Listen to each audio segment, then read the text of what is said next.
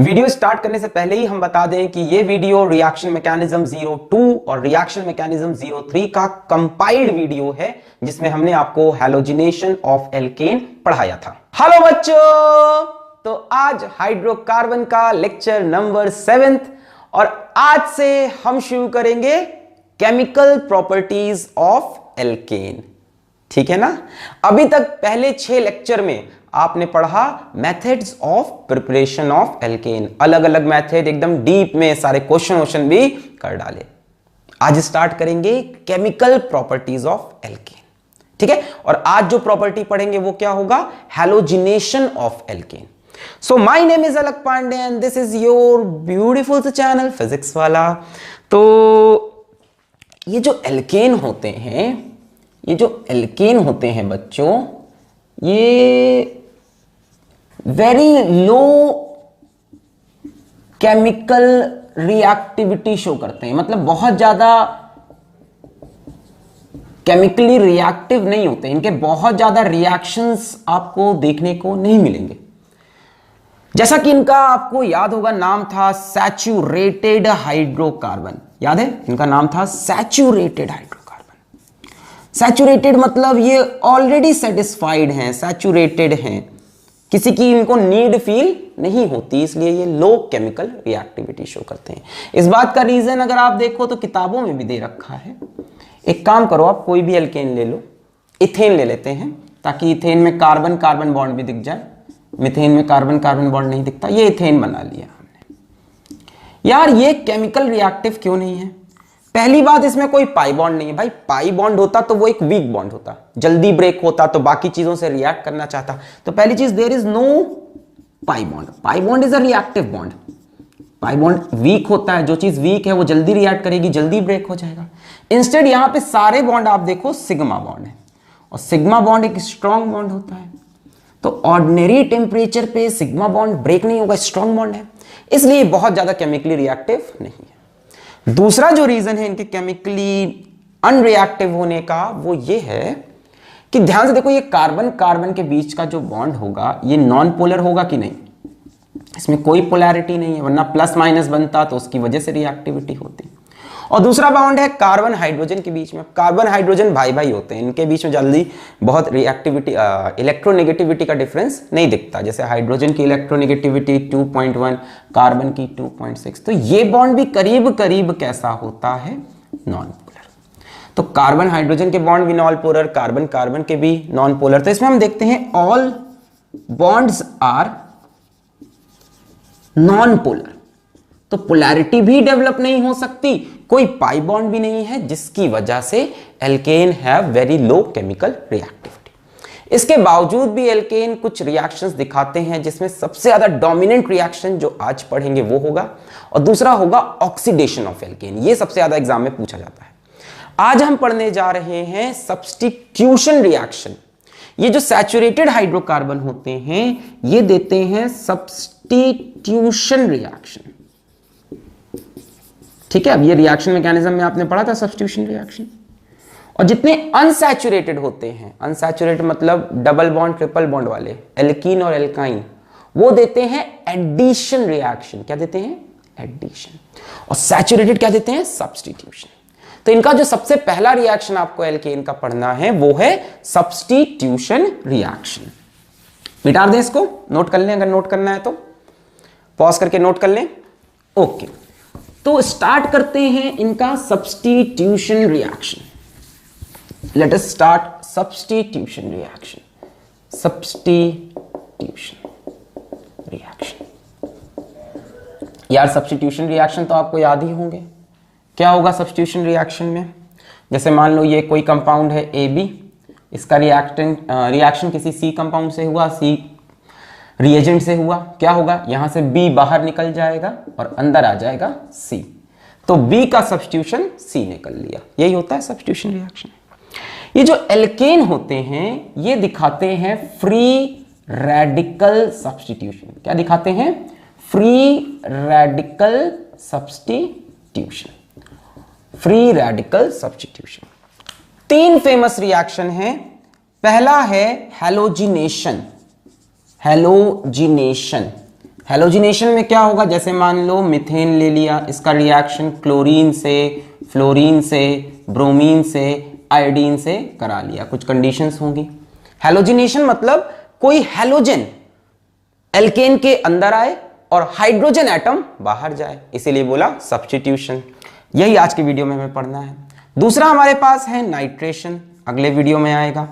Nitration क्या होगा, छोटा सा, इसमें बहुत ज्यादा नहीं है। एल्केन जैसे मीथेन ले लिया, इथेन ले लिया वगैरह वगैरह, इसका रिएक्शन हमने करा दिया HNO2 नाइट्रस एसिड से या HNO3। तो इसमें क्या होगा, इसमें NO2 ग्रुप मीथेन के अंदर आएगा और हाइड्रोजन बाहर चला जाएगा। तीसरा सब्स्टिट्यूशन रिएक्शन जो पढ़ना है वो है सल्फोनेशन। सल्फोनेशन जैसे कोई यहां पे एल्केन होगा, मीथेन, इथेन, प्रोपेन जो भी होगा देखेंगे वहां पे, इसका रिएक्शन H2SO4 से कराएंगे और अंदर आएगा ग्रुप SO3H और यहां से हाइड्रोजन बाहर चला जाएगा। तो आज हम स्टार्ट करने जा रहे हैं हैलोजिनेशन। बच्चों हैलोजिनेशन हम आपको रिएक्शन मैकेनिज्म में कंप्लीटली एक्सप्लेन कर चुके हैं। तो यहां से हम 2 वीडियो आगे रिएक्शन मैकेनिज्म 02 और रिएक्शन मैकेनिज्म 03 लगाने चाह रहे हैं। पहले वीडियो में मैंने ये पढ़ाया हुआ है कि हैलोजिनेशन रिएक्शन क्या होता है, कैसे कैसे होता है, क्या क्या प्रोडक्ट बनते हैं, मैकेनिज्म पूरा डिटेल में समझाया है फ्री रेडिकल सब्स्टिट्यूशन का। और थोड़ी देर बाद उसमें अगला वीडियो भी स्टार्ट होगा, ठीक है, और उसमें हमने सिखाया है कि इसमें जब अच्छे क्वेश्चंस बनते हैं तो प्रिफर कहां पे करते हैं हैलोजन को लगाना। जैसे प्रोपेन वगैरह आ गया तो उसमें जैसे नेक्स्ट वीडियो में मैंने ये चीज समझाई है। मान लो मेरे पास ये है CH3 CH2 CH3 और इसका रिएक्शन मान लो क्लोरीन ओवर HNO लिखा है, तो ये क्लोरीन इस हाइड्रोजन को हटाएगा या इस हाइड्रोजन को, और इस तरह के वेरियस केसेस। इसमें ऐसा नहीं है कि 3 डिग्री ग्रेटर देन 2 डिग्री, ऐसा नहीं, बहुत अच्छे से सेलेक्टिविटी और रिएक्टिविटी समझाई है। तो अगर आपने वो सब देखा हुआ है तो बहुत ही अच्छी बात है, एक बार जल्दी से देख के खत्म कर देना। फिर बात आती है आपने ये वीडियो क्यों बनाया। बहुत से लोग ऐसे हैं जो चैनल पे आते हैं सिर्फ हाइड्रोकार्बन पढ़ने, तो मैं उनको अगर बोल देता कि रिएक्शन मैकेनिज्म, तो उनको सर्च करना पड़ता, और ये एक सीक्वेंस है तो सीक्वेंस कंप्लीट होना चाहिए, इसलिए उन वीडियोस को मैंने यहाँ पे कंपाइल कर दिया। अगर आपका देखा हुआ है तो इस वीडियो को आप यहीं पे छोड़ सकते हैं, आपका ये लेक्चर तैयार हो गया। एक बार रिएक्शन मैकेनिज्म वाले लेक्चर को जल्दी से नोट्स आपके पास बने हैं उसको पलट के देख लो, नहीं देखा है तो इसको देख लो, ठीक है। तो chlorination of methane, chlorination of methane बहुत बेसिक है इसलिए थोड़ी सी स्पीड रखेंगे। क्लोरीनेशन ऑफ मीथेन, तो ये रिएक्शन सबने देखा होगा, CH4 प्लस Cl2 और एरो के ऊपर लिखा होता है HNO या लिखा होता है सनलाइट, ठीक है, या लिखा हो परऑक्साइड या लिखा हो हाई टेम्परेचर। ये सभी कंडीशन होती हैं फ्री रेडिकल बनाने की। मैंने GOC में फ्री रेडिकल का जब लेक्चर लिया था, देखो अगर रिएक्शन मैकेनिज्म अच्छे से समझना है, ऑर्गेनिक अच्छे से समझनी है, तो GOC पढ़ के ही आगे बढ़ना। तो GOC में मैंने बताया था कि फ्री रेडिकल तब बनता है जब सनलाइट लिखा हो, HNO मतलब फोटोन मतलब सनलाइट, ये भी एनर्जी हो गई है ना, लाइट एनर्जी, या परऑक्साइड लिखा हो या हाई टेम्परेचर। ये रिएक्शन स्टार्ट होता है सनलाइट के प्रेजेंस में। इस रिएक्शन को इनिशिएट करने के लिए सनलाइट की जरूरत है, चलाते रहने के लिए नहीं। तो सनलाइट आएगी, यहां से एक हाइड्रोजन बाहर निकला और एक क्लोरीन अंदर आया, CH3Cl, एक हाइड्रोजन बाहर निकला, यहां से एक क्लोरीन बचा, HCl। बोलो आया, एक क्लोरीन यहां से अंदर आया और एक हाइड्रोजन बाहर गया, सब्स्टिट्यूशन, निकला हुआ हाइड्रोजन बचे हुए क्लोरीन से कंबाइन करके HCl। कई लोगों ने देखा होगा किताब में कि रिएक्शन यहां पे रुकता नहीं है, होता क्या है, इसके बाद ये CH3Cl फिर से क्लोरीन से रिएक्ट करता है, फिर से एक हाइड्रोजन बाहर निकला, एक क्लोरीन अंदर सब्स्टिट्यूट हुआ, CH2Cl2, एक हाइड्रोजन बाहर निकला, इस क्लोरीन के साथ कंबाइन किया, -HCl, यहां से एक क्लोरीन हाइड्रोजन के साथ कंबाइन करके HCl, एक क्लोरीन अंदर चला गया। ये रिएक्शन यहां पे भी नहीं रुकता, इसके बाद फिर से रिएक्ट करता है Cl2 से, एक हाइड्रोजन फिर बाहर निकला, एक क्लोरीन अंदर, CHCl3 -HCl, ये हाइड्रोजन बचे हुए क्लोरीन के साथ कंबाइन कर गया। रिएक्शन यहां पे भी नहीं रुकता, फिर से कंबाइन करता है बचे हुए क्लोरीन से, एक हाइड्रोजन बाहर निकला, एक क्लोरीन अंदर, CCl4 -HCl। तो ये सबने देख रखा होगा। बच्चों ये जो कंपाउंड है इसको बोलते हैं मिथाइल क्लोराइड, मिथाइल क्लोराइड या क्लोरोमिथेन। क्लास 12 में हम पढ़ते हैं एल्काइल हैलाइड, बहुत सी बातें कर रहा हूं, लिखते जाइए, सब इंपॉर्टेंट है। क्लास 12 में हम पढ़ते हैं एल्काइल हैलाइड। अब एल्काइल हैलाइड जैसे ये हो गया, तो क्लोरोमिथेन या मिथाइल क्लोराइड की प्रिपरेशन का एक मेथड ये होता है, पर ये इतना अच्छा मेथड नहीं है। क्यों नहीं है बताओ? क्योंकि यहां अकेला ये नहीं बन रहा, कुछ ये बनेगा, कुछ ये बनेगा, कुछ ये बनेगा और कुछ ये बनेगा, सभी प्रोडक्ट बनते हैं। अब आपके दिमाग में यही है कि सर ये कितना बनेगा, ये कितना बनेगा, ये कितना बनेगा, ये बनेगा, कब कौन सा प्रोडक्ट बनेगा, तो समझते जाइए। अगर मैं क्लोरीन को एक्सेस में लूं,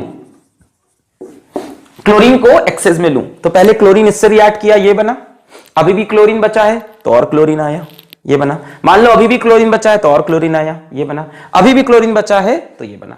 मतलब ये जो इसके प्रोडक्ट हैं डिपेंड करेंगे अमाउंट ऑफ क्लोरीन पे, कंसेंट्रेशन ऑफ क्लोरीन पे। क्लोरीन कम लोगे तो यहीं पे खत्म हो जाएगा, क्लोरीन ज्यादा लोगे तो यहां, और ज्यादा लोगे तो यहां, और ज्यादा लोगे तो यहां।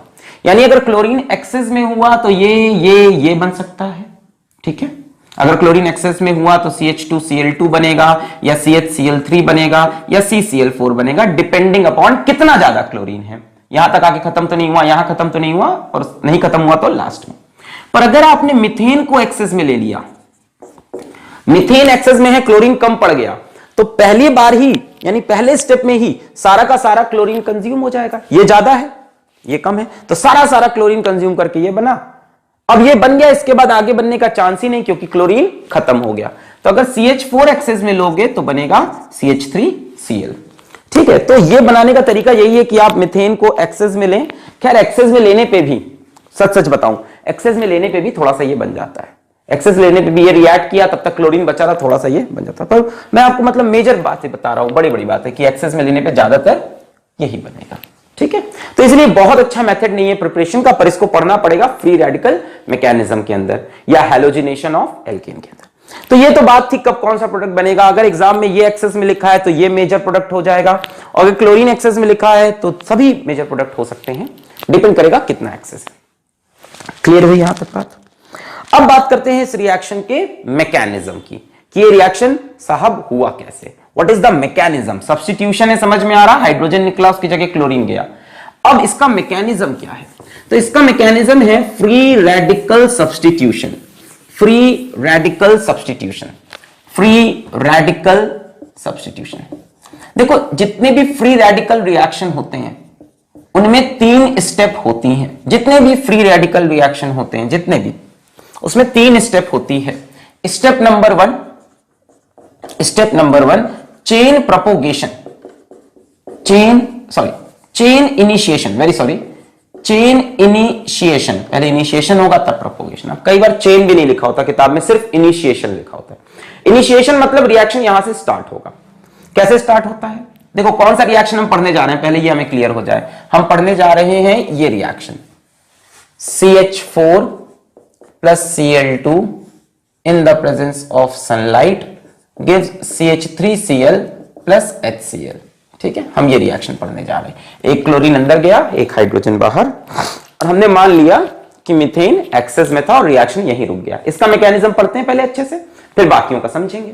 पहले पहली स्टेप का समझ लें, यहां तक अगर रिएक्शन चला, ये एक्सेस में था, तो क्लोरीनेशन ऑफ मीथेन का हम मैकेनिज्म समझने जा रहे हैं।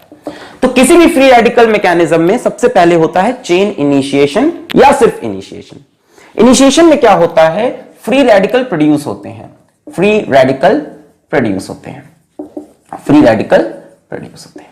जैसे मान लो ये Cl2 था, अब Cl का बॉन्ड था, तो उसको तोड़ने के लिए एनर्जी चाहिए, तो वो एनर्जी हमें सनलाइट से मिली, या हमने लिखा था हाई टेम्परेचर से मिली, है ना।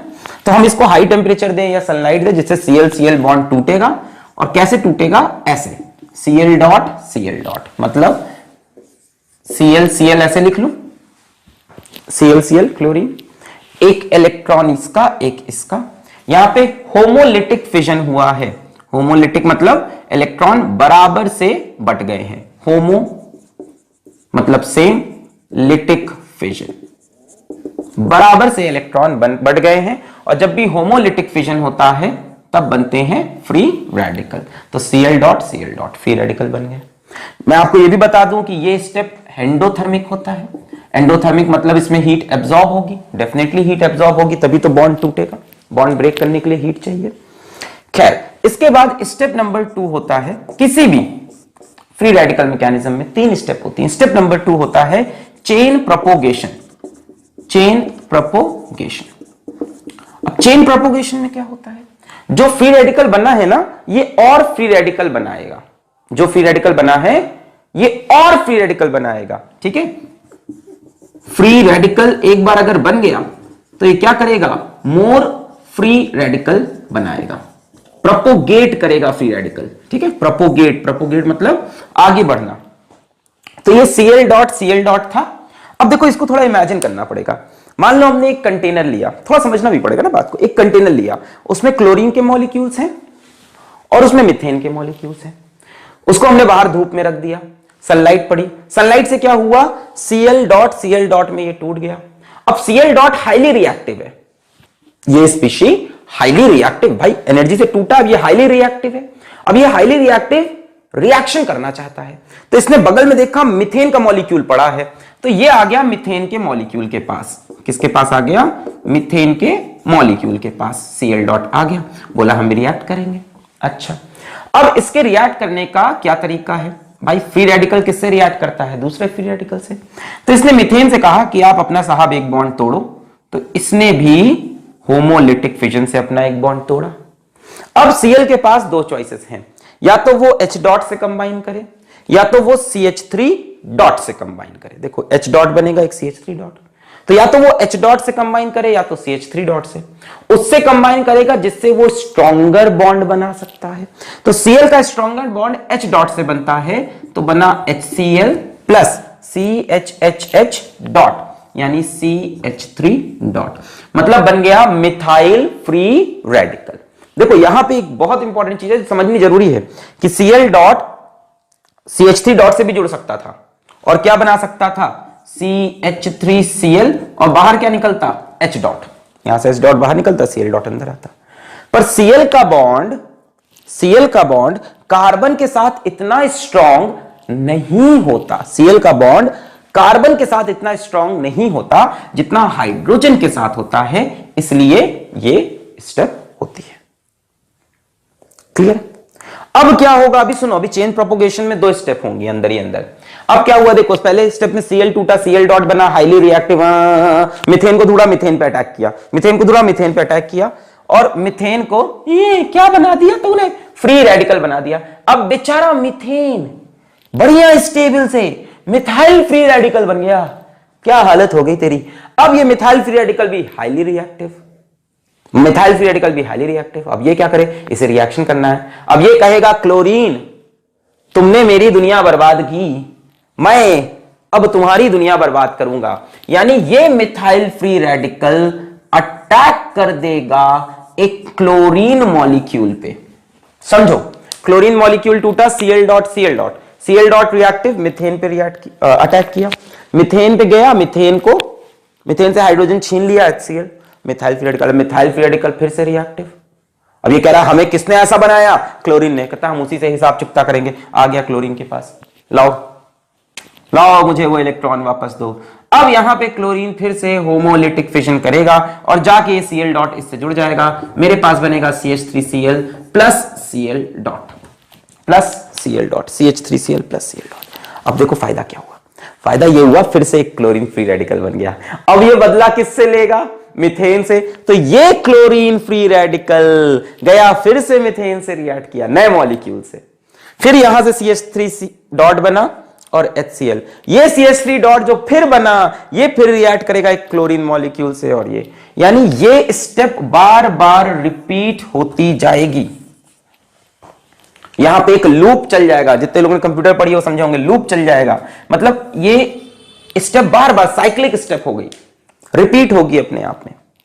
फ्री रेडिकल का फिर से जनरेट होना बहुत ही हमारे लिए एक अच्छी खबर थी, बहुत खुशी खबर थी। क्या हुआ, Cl2 टूटा Cl डॉट में। अब Cl डॉट रिएक्टिव था, किसके पास गया, मिथेन के पास। यहां से हाइड्रोजन चुरा के बाहर आया HCl, ये बन गया CH3 dot. CH3 dot highly reactive, इसने क्लोरीन को पकड़ लिया, इसने क्लोरीन से एक Cl ले लिया, CH3Cl, क्या बना, Cl डॉट फिर से रिएक्टिव। यही कहानी देखो वापस आ गई, Cl डॉट रिएक्टिव फिर से मिथेन को पकड़ा, ये हुआ, फिर मिथाइल फ्री रेडिकल, उसने फिर क्लोरीन को पकड़ा। यानी ये स्टेप घुम घूमती रहेगी जब तक या तो मिथेन ना खत्म हो जाए या तो क्लोरीन ना खत्म हो जाए, है ना। एक का बदला दूसरे से, दूसरे का बदला, ये डॉट बनते ही गया मिथेन के पास, और मिथेन जैसी डॉट बनेगा फिर क्लोरीन के पास। तो ये स्टेप बार बार रिपीट होगी। यहां तक नोट करें, नोट करना बहुत जरूरी है। और ऑर्गेनिक में आपको बहुत सी चीजें याद रखनी पड़ेगी, मैं बार बार बोल रहा हूं। स्टेप 1, स्टेप 2 क्लियर है। अच्छा ये भी बता दूं आपको कि ये स्टेप 2 चेन प्रोपोगेशन जो स्टेप होती है ये एक्सोथर्मिक होती है, ये एक्सोथर्मिक होती है in the case of fluorine, bromine, chlorine, iodine को छोड़ के। आयोडीन में ये स्टेप भी एंडोथर्मिक, सब पूछा गया पेपर में है, सवाल है सब इंपॉर्टेंट। फ्लोरीन, क्लोरीन, ब्रोमीन तीनों में ये स्टेप एक्सोथर्मिक है, सिर्फ आयोडीन में एंडोथर्मिक। पहली वाली एंडोथर्मिक फॉर ऑल, यहां चाहे ब्रोमीन लो, चाहे आयोडीन लो, चाहे fluorine low, endothermic for all. भाई बॉन्ड तोड़ना है तो एंडोथर्मिक होगा ही होगा। चलो इतनी बात समझ में आई। अब हम आएंगे स्टेप 3 के ऊपर। यहां तक समझ में आया। Step 1 chain initiation, free radical produce हुआ। स्टेप 2 फ्री रेडिकल आगे बढ़ा, रिएक्शन अब समाप्ति की ओर आ गया। स्टेप 3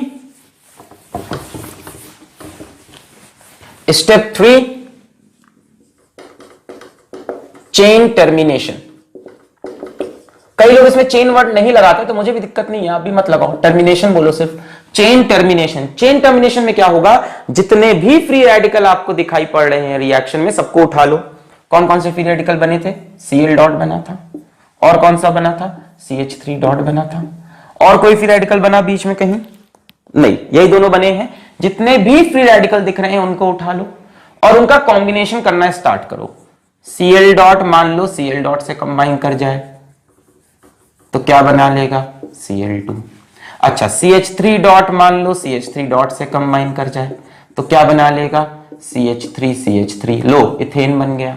और तीसरी पॉसिबिलिटी क्या है कि CH3 डॉट कंबाइन कर ले Cl डॉट से और क्या बना ले, CH3Cl। तो आप देखो एंड प्रोडक्ट यहां से लग रहा है सिर्फ CH3Cl है, पर ऐसा नहीं है। इस रिएक्शन का एंड प्रोडक्ट Cl2 भी होगा, इथेन भी होगा और मिथाइल क्लोराइड भी होगा। और अभी तो सिर्फ फर्स्ट स्टेप पे, भी आगे भी कहानी बढ़ सकती है।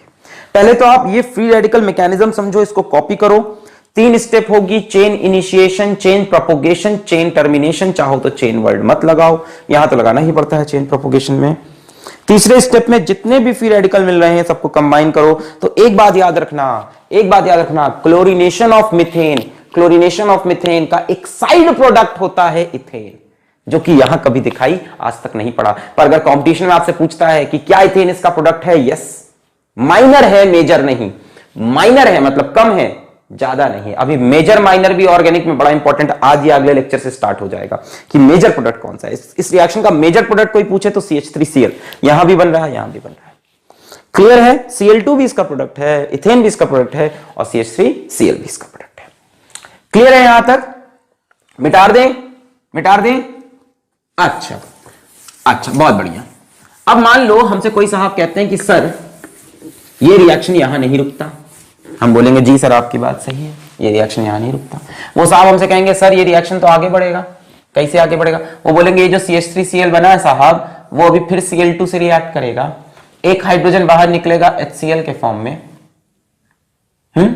और एक क्लोरीन अंदर चला जाएगा, क्या बनाएगा, CH2Cl2।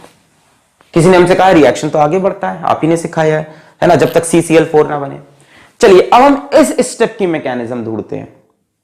पहले स्टेप में ये बन गया, मान लो क्लोरीन ज्यादा था, मान लो क्लोरीन एक्सेस में था, क्लोरीन एक्सेस में होगा तो रिएक्शन मान लो यहां तक आ गया। इस स्टेप की मैकेनिज्म ढूंढते हैं। मतलब ये जो CH3Cl बना है, ध्यान से देखें, ये जो CH3Cl बना है ये रिएक्ट करेगा क्लोरीन से इन the presence of sunlight, CH2Cl2 plus HCl। आइए अब इस रिएक्शन की मैकेनिज्म चेक करें, बस इसी की कराऊंगा, इसके बाद फिर आगे वाली अपने आप कर लेना। CH2Cl2 फिर क्लोरीन से रिएक्ट करेगा तो CHCl3, फिर क्लोरीन से रिएक्ट करेगा अब एक बार और करा दे रहा हूं, आप समझ जाओगे। चलो स्टार्ट करते हैं। ये रिएक्शन है जिसका मैकेनिज्म देखना है। सबसे पहले स्टेप 1, सब लोग बोलेंगे मेरे साथ, बोलो मेरे साथ, जय हिंद। जय हिंद नहीं, मतलब जय हिंद तो बोलो, अच्छी बात है, बहुत बहुत बहुत अच्छी बात है। अभी हम बात करने जा रहे हैं चेन इनिशिएशन की। इनिशिएशन तो फ्री रेडिकल का प्रोडक्शन होगा, Cl2 will break in the presence of sunlight like Cl dot and Cl dot, ऐसे लिख लूं, 2 Cl dot बनेंगे। Step 2 chain propagation.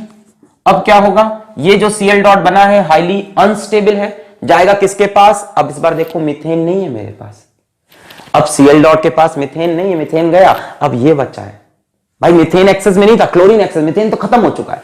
अब ये Cl डॉट जाएगा CH3Cl के पास, तो Cl डॉट आया CH3Cl के पास कि भैया हमें कुछ दो। अच्छा, अब इसके पास बहुत से ऑप्शन है यहां, बट जो बॉन्ड ब्रेक होगा वो ये होगा, क्योंकि Cl का स्ट्रॉन्गेस्ट बॉन्ड बनने वाला है हाइड्रोजन के साथ। Cl डॉट भाई बहुत नाराज कि मैं रिएक्टिव हूं, मेरे को ऐसा बना दिया सनलाइट ने, अब मैं जाके किसी का घर तोड़ूंगा, तो आ गया CH3Cl का घर तोड़ने, उसके हाइड्रोजन को उससे चुरा लिया। हाइड्रोजन चुराया तूने, किसने उसे तूने, तूने, बन गया free radical, chloromethyl free radical, chloromethyl free radical CH2.Cl। अब आप बहुत से बना सकते हो फ्री रेडिकल, मैं मान रहा हूं इस Cl को यहां लगा के H फ्री रेडिकल, या Cl करके CH3 फ्री रेडिकल। बच्चों सबसे स्टेबल फ्री रेडिकल बन सकता है वो मैंने बनाया, CH2.Cl। स्टेबल फ्री रेडिकल बनाना इंपॉर्टेंट है, क्योंकि जब आपके पास मल्टीपल ऑप्शंस होगी, कई तरह के फ्री रेडिकल बन सकते हैं, तब स्टेबल बनाना पड़ेगा। आज के लेक्चर में ये चीज आगे दिखेगी और अगले लेक्चर में भी दिखने वाली है। अच्छा भाई, ये बात हुई, ये बात हुई। अब ये बड़ा नाराज कि यार हमारा घर उजाड़ दिया, किसने उजाड़ा? क्लोरीन ने। पकड़ो क्लोरीन को, तो ये आया CH2Cl, ए क्लोरीन हम तुमको नहीं छोड़ेंगे। अब क्लोरीन से इसने Cl डॉट को खींचा और यहां से एक H डॉट और रिलीज किया। बोलो यही होगा, यहां से Cl डॉट को खींचेगा, देखो कैसे होगा, ये बड़ा नाराज CH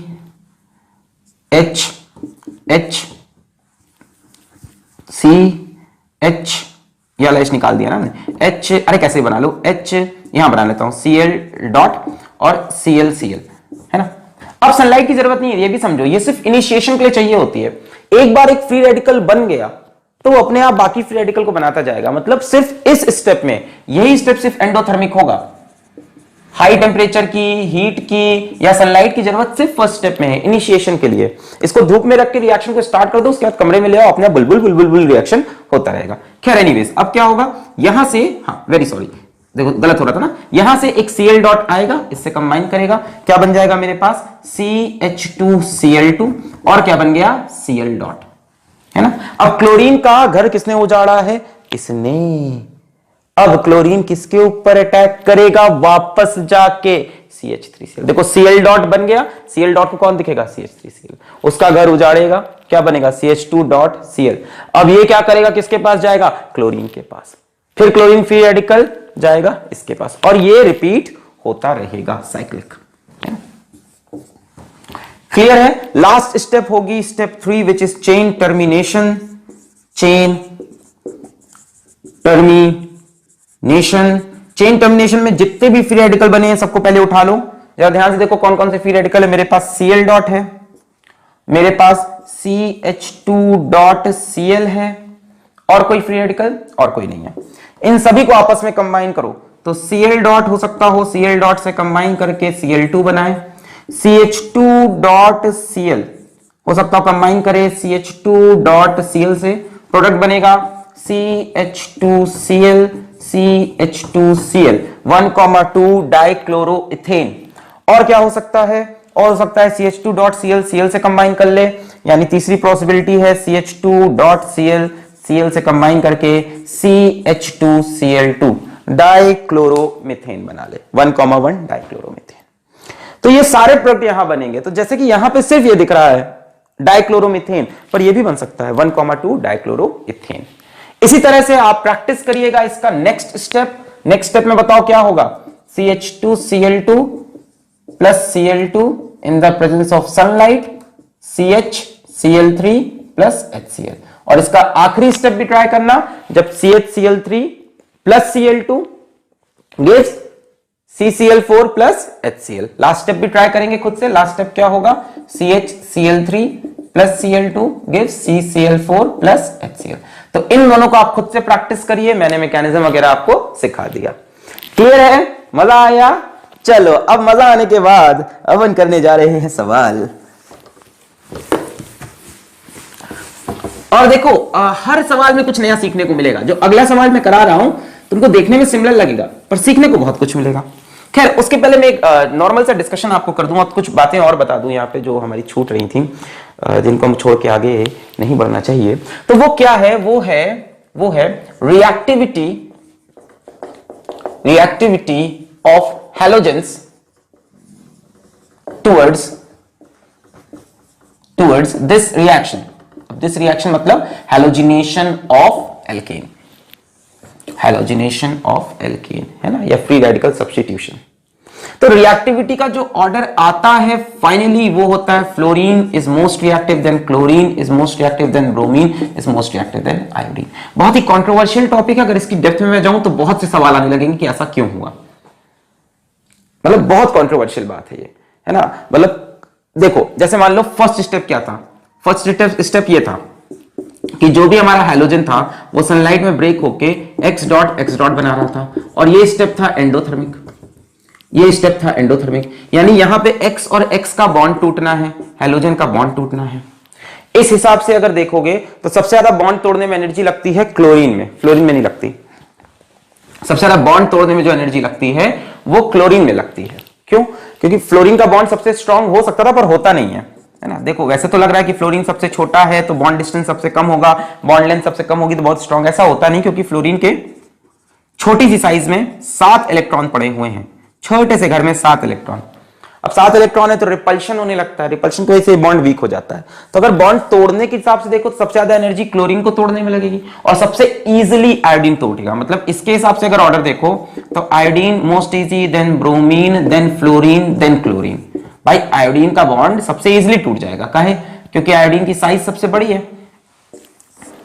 ना, बॉन्ड लेंथ बहुत बड़ी है, आराम से तोड़ सकते हो। तो आयोडीन इजीली टूटेगा तो ये फ्री रेडिकल इजीली बनेगा, तो रिएक्शन तेज होगा। तो पहले स्टेप से तो लगता है कि आयोडीन, ब्रोमीन और फ्लोरीन, क्लोरीन, ये मैंने बताया क्यों हुआ, क्योंकि फ्लोरीन का बॉन्ड उतना स्ट्रांग नहीं होता जितना क्लोरीन का होता है। खैर ये एक्सपेक्टेड था पहले स्टेप से, इनिशिएशन स्टेप से, इनिशिएशन स्टेप से। पर अगर साथ में तुम देखो प्रोपोगेशन स्टेप, तो प्रोपोगेशन स्टेप कैसी थी? प्रोपोगेशन स्टेप याद हो तो एक्सोथर्मिक थी, यानी हीट रिलीज हो रही थी। अब जितनी ज्यादा हीट रिलीज होगी उतना स्टेबल रिएक्शन होगा। तो हमने जब प्रोपोगेशन स्टेप देखा कि भाई किसमें ज्यादा हीट रिलीज हो रही, तो फ्लोरीन में एक्सेप्शनली हाई हीट रिलीज हुई, एक्सेप्शनली हाई। इतनी हाई होती है ना फ्लोरीन वाली, इतनी हाई होती है कि आग लग जाती है, बहुत हीट रिलीज होती है। ये जो रिएक्शन देख रहे थे ना, F डॉट मान लो आया और रिएक्ट किया CH4 से, यहां से H डॉट निकलेगा HF और क्या बनेगा CH3 डॉट, फिर CH3 dot reacts with what F2 और यहां से क्या बनेगा बोलो CH3F plus F dot. Speed तो नहीं हो रही है, बहुत इंपॉर्टेंट नहीं है, आपको याद यही रखना है। अब जितने लोग डिटेल में पढ़ना चाहते हैं वो ये समझे, जिनको नहीं आ रहा सिंपल ये रिएक्टिविटी ऑर्डर मैं बता रहा हूं। देखो प्रोपोगेशन में क्या होगा, जैसे फ्लोरीन आएगा F डॉट के नाम पे, पहले स्टेप में टूट गया F डॉट आया मीथेन के पास, यहां से H डॉट निकला HF, CH3 डॉट जाएगा फ्लोरीन के पास, यहां से F डॉट आया CH3F F डॉट। ये जो स्टेप होता है ना ये बहुत हाईली एक्सोथर्मिक होता है, हाईली आग लग जाती है, ठीक है, बूम ब्लास्ट हो जाता है। तो फ्लोरीन का सेकंड स्टेप जो है बहुत एक्सोथर्मिक है, बहुत हीट रिलीज करता है, तो ये हाईली स्टेबल है ना, मतलब ये वाला जो रिएक्शन हो रहा है हाईली प्रोबेबल होता है, जिस वजह से ओवरऑल रिएक्टिविटी का ऑर्डर आता है ये fluorine, chlorine, bromine, iodine. Bond dissociation energy के बेसिस पे जज मत करना, बॉन्ड तोड़ने के बेसिस पे इसको जज मत करना, जो बताया जा रहा है उस पे विश्वास करना। दोनों एनर्जीज मिला के देखा गया किसका डेल्टा जी ज्यादा नेगेटिव है और देखा गया ऑर्डर डेल्टा जी का ये है, गिब्स फ्री एनर्जी चेंज। मिटा दें, ओके। सो खैर ये रिएक्टिविटी का ऑर्डर था और इसका बहुत इंपॉर्टेंस है आगे, इसका बहुत इंपॉर्टेंस है, मेरी बात मान लो, इसका बहुत इंपॉर्टेंस है, नेक्स्ट लेक्चर में समझ में आएगा। क्लियर है यहां तक? चलिए, तो मैंने आपको बता दिया कि रिएक्टिविटी क्या है हैलोजेंस की। सबसे ज्यादा फ्लोरीन ये रिएक्शन करना चाहता है, उसके बाद क्लोरीन, उसके बाद ब्रोमीन, उसके बाद आयोडीन। तो क्लोरीन तो आपने रिएक्शन देख लिया, एक लाइन लिखिए, bromination occurs in the same manner.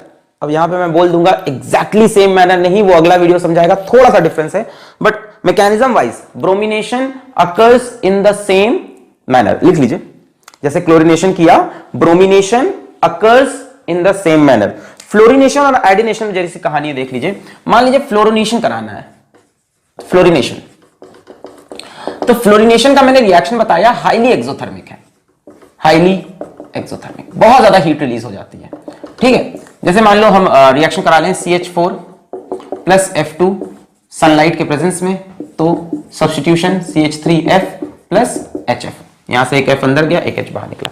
तो हमने देखा ये हाईली एक्सोथर्मिक रिएक्शन है, दिस इज हाईली एक्सोथर्मिक, और इतनी एक्सोथर्मिक हो गया, यहां पे इतनी एक्सोथर्मिक हो गया कि एक बॉम्ब जैसा है, एक पोटेंशियल बॉम्ब है, ये ब्लास्ट हो जाएगा।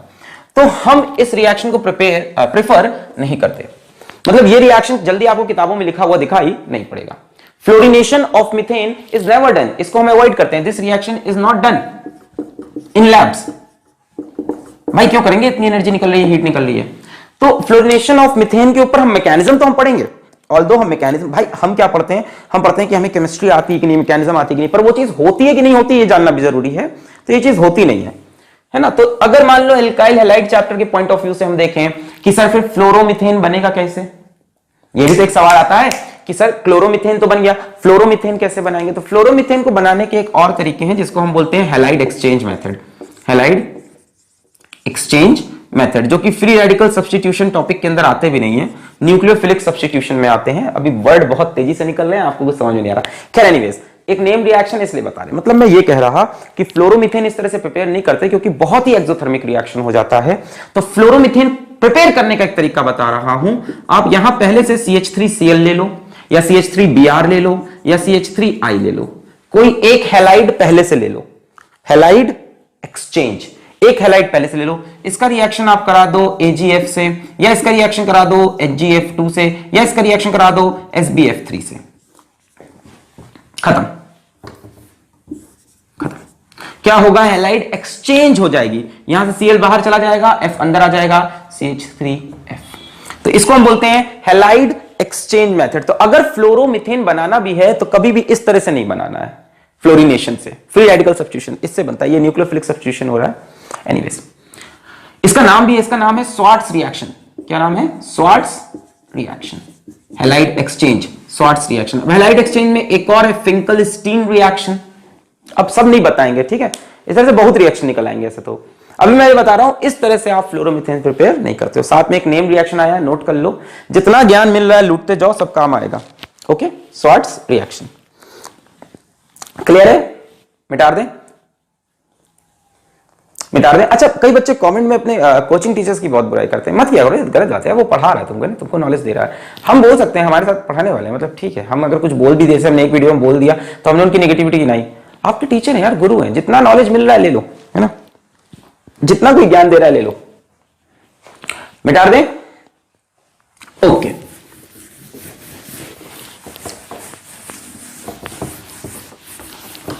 अच्छा, इसी तरह से जैसे क्लोरीनेशन क्लियर हो गया, ब्रोमिनेशन मैंने बताया सेम वे से होगा, फ्लोरिनेशन मैंने बताया नहीं करते। आयोडीनेशन में भी एक छोटा सा प्रॉब्लम है, आयोडीनेशन, आयोडीनेशन, आयोडीनेशन में एक प्रॉब्लम है। प्रॉब्लम क्या है, दो प्रॉब्लम है। देखो, मान लो हम लिखें CH4 plus I2 gives, H new लगा दिया, gives CH3I plus HI।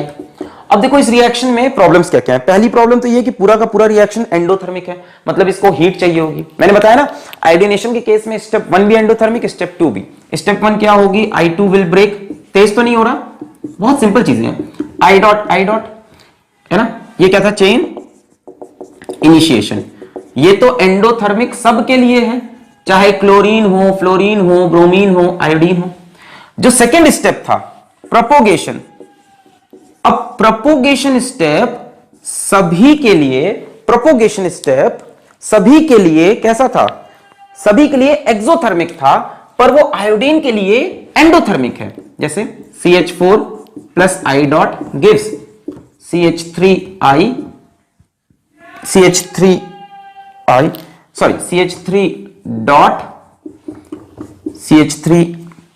Dot plus HI, very sorry. अच्छा, नेक्स्ट स्टेप में CH3 dot reacts with I2 gives CH3I plus I dot, है ना। अब I डॉट फिर से जाएगा CH4 पे अटैक करेगा, सो ऑन। ये जो स्टेप था ये सबके लिए एक्सोथर्मिक था, मतलब हीट रिलीज हो रही थी। तो यही स्टेप था जो प्रमोट कर रहा था रिएक्शन, जितनी हीट रिलीज होती है रिएक्शन उतना होना चाहता है। पर यहां पे ये स्टेप भी हाईली एंडोथर्मिक निकल गया, मतलब आयोडीन के केस में, आयोडीनेशन केस में ये स्टेप भी एंडोथर्मिक, ये स्टेप भी एंडोथर्मिक। तो ये रिएक्शन होगा कैसे, बाहर से हीट देते रहो देते रहो देते रहो देते रहो तो हो जाए। चलो माना कि पूरे टाइम इसको सनलाइट में रख देंगे और लगातार हीट देते रहेंगे, हमें दिक्कत नहीं, चलो माना। दूसरी प्रॉब्लम क्या है कि यहां पे ये रिएक्शन रिवर्सिबल इन नेचर, देखा गया कि this reaction is reversible in nature. आप पूछोगे ऐसा क्यों हुआ भाई? यहां पे जो HI बना है, it is a very strong reducing agent, this is a very strong reducing agent. मतलब फ्लोरिनेशन एक तो डायरेक्टली नहीं कर सकते और आयोडीनेशन भी डायरेक्टली नहीं कर सकते। प्रॉब्लम क्या है? हाईली एंडोथर्मिक, एक तो हीट दो पहले, मान लो दोनों स्टेप में हीट दे भी दी तो उसके बाद स्ट्रॉन्ग रिड्यूसिंग एजेंट का बनना। तो आयोडीनेशन करने के लिए सर क्या हम कर सकते हैं? नोट कर लें, फिर मिटा दूं मैं, नोट कर लें। बहुत से डेटा मिलेंगे देखो ऑर्गेनिक केमिस्ट्री में, खूब ढेर सारा रिवीजन करेंगे, रोज रोज रिवाइज करेंगे, सब तैयार हो जाएगा। नोट कर लिया? मिटाने जा रहा हूं मैं नीचे, ठीक है। तो आयोडीनेशन प्रॉब्लम समझ गए, एक तो बहुत ज्यादा हीट एब्जॉर्ब हो रही है और दूसरा ये स्ट्रॉन्ग रिड्यूसिंग एजेंट है। रिड्यूसिंग एजेंट है तो इसको रिड्यूस कर देगा, रिड्यूस करके वापस CH4 बना देगा, है ना। कार्बन देखो यहां पे ऑक्सीडाइज हो गया है, समझो ना, यहां कार्बन का ऑक्सीडेशन स्टेट कितना आएगा? अगर हाइड्रोजन की इलेक्ट्रोनेगेटिविटी कार्बन से कम मान लो, है ना, अगर मान लो तो X कार्बन का हाइड्रोजन की +1, तो X + 4 इज इक्वल टू 0, यानी कार्बन यहां -4 में है और यहां X हाइड्रोजन की 3, 1 + 3, आयोडीन की -1 इज इक्वल टू 0, तो X इज इक्वल टू कितना आ रहा? +2 आ रहा है, सॉरी -2, +2 -2। तो देखो ना कार्बन यहां से यहां, ये समझ में आ रहा है? इसको X माना हाइड्रोजन की 1, तो X + 4 is equal to 0, X is equal to -4। यहां X माना हाइड्रोजन की 1, तो +3, आयोडीन की -1, 0, तो X इज इक्वल टू -2। तो ध्यान से देखो ऑक्सीडेशन नंबर बढ़ रहा है, ऑक्सीडेशन नंबर बढ़ रहा है कि नहीं? -4 से -2, यानी ऑक्सीडेशन हो रहा है, यानी ये ऑक्सीडाइज्ड फॉर्म है। अब रिड्यूसिंग एजेंट को मिल गया ऑक्सीडाइज्ड फॉर्म, पकड़ के उसको वापस रिड्यूस कर देगा। रिड्यूसिंग एजेंट इसको पकड़ के रिड्यूस, देखो यहां से यहां अगर रिएक्शन आएगा तो ऑक्सीडेशन स्टेट कम हो रही है, मतलब रिडक्शन, तो ये रिएक्शन वापस आ जाएगा, रिड्यूसिंग एजेंट अपना गेम खेल देगा। तो इस बात को रोकने के लिए मैं इसको मिटा दूं, शायद आपको कंफ्यूज कर रहा हो। आप इतना समझो कि CH3I को रिड्यूस करके वो CH4 बना देगा, है ना। रिडक्शन का मतलब क्या होता है? किसी चीज को हाइड्रोजन देना, तो HI इसको हाइड्रोजन देके CH4 बना देगा। बहुत तेज हो रहा है क्या? रिडक्शन का मतलब हाइड्रोजन देना, तो HI इसको हाइड्रोजन देके CH4 बना दिया। खैर, तो इसको रोकने का तरीका क्या है? आप यहां पे एक स्ट्रॉन्ग ऑक्सीडाइजिंग एजेंट यूज करो। क्या यूज करो इस रिएक्शन में? एक स्ट्रॉन्ग ऑक्सीडाइजिंग एजेंट। अब साहब स्ट्रॉन्ग ऑक्सीडाइजिंग एजेंट लेने से क्या फायदा होगा? स्ट्रॉन्ग ऑक्सीडाइजिंग एजेंट लेने से यह फायदा होगा कि ये जो HI बना है ये खुद ऑक्सीडाइज हो जाएगा। भाई रिड्यूसिंग एजेंट किससे रिएक्ट करना चाहेगा? ऑक्सीडाइजिंग एजेंट से। तो हमने यहां पे या तो आयोडिक एसिड ले लिया HiO3, या यहां पे नाइट्रिक एसिड ले लो HNO3, दोनों स्ट्रॉन्ग ऑक्सीडाइजिंग एजेंट, हम इनको ले लेंगे। तो इनके प्रेजेंस में ये जो HI बना है, मान लो हमने ले लिया HiO3, या हमने ले लिया HNO3, they are strong oxidising agent. ये इसको ऑक्सीडाइज करके आयोडीन में कन्वर्ट कर देंगे, 2H + I H2। ये HI को ऑक्सीडाइज मतलब इसके अंदर से हाइड्रोजन को निकाल दिया, removal of hydrogen is also oxidation, तो हाइड्रोजन निकल गया, है ना। असल में नेसेंट ऑक्सीजन प्रोवाइड करते हैं, यहां से O प्रोवाइड किया, H2, ऐसे होता है ऑक्सीडेशन, ये है ना। यहां से नेसेंट ऑक्सीजन प्रोवाइड किया, नेसेंट ऑक्सीजन गया H2, I2। तो अब प्रॉब्लम नहीं रही, ये HI बनते ही किस में कन्वर्ट हो गया? I2, which is not a reducing agent at all. तो इस रिएक्शन को ऐसे ना करके हम ऐसे लिखते हैं, एरो के ऊपर HiO3 या HNO3, और ऐसा लिखने के बाद ये रिएक्शन यूनिडायरेक्शनल यानी एक डायरेक्शन में जाने वाला हो जाता है, जितना भी HI बनेगा वो I2 में कन्वर्ट हो जाता है। तो इस तरह से आयोडीनेशन ऑफ मीथेन करते हैं। इसका फ्री रेडिकल सब्स्टिट्यूशन से कोई लेना देना नहीं था, पर क्योंकि मैंने कहा कि हाइड्रोकार्बन के लिए भी मैं इंपॉर्टेंट टॉपिक सारे पढ़ाऊंगा, तो ये देखो हैलोजिनेशन ऑफ एल्केन खत्म हुआ, खत्म हो गया भाई। बोर्ड लेवल का हैलोजिनेशन ऑफ एल्केन खत्म। क्लोरीनेशन का मैकेनिज्म बताया, ब्रोमिनेशन का मैकेनिज्म सेम होता है। फ्लोरिनेशन के लिए मैंने बताया हैलाइड एक्सचेंज मेथड यूज करते हैं, AgF HgF या HgF2 SbF3 को रिएक्ट करा देते हैं किसी ऑलरेडी बनी हुई एल्काइल हैलाइड से।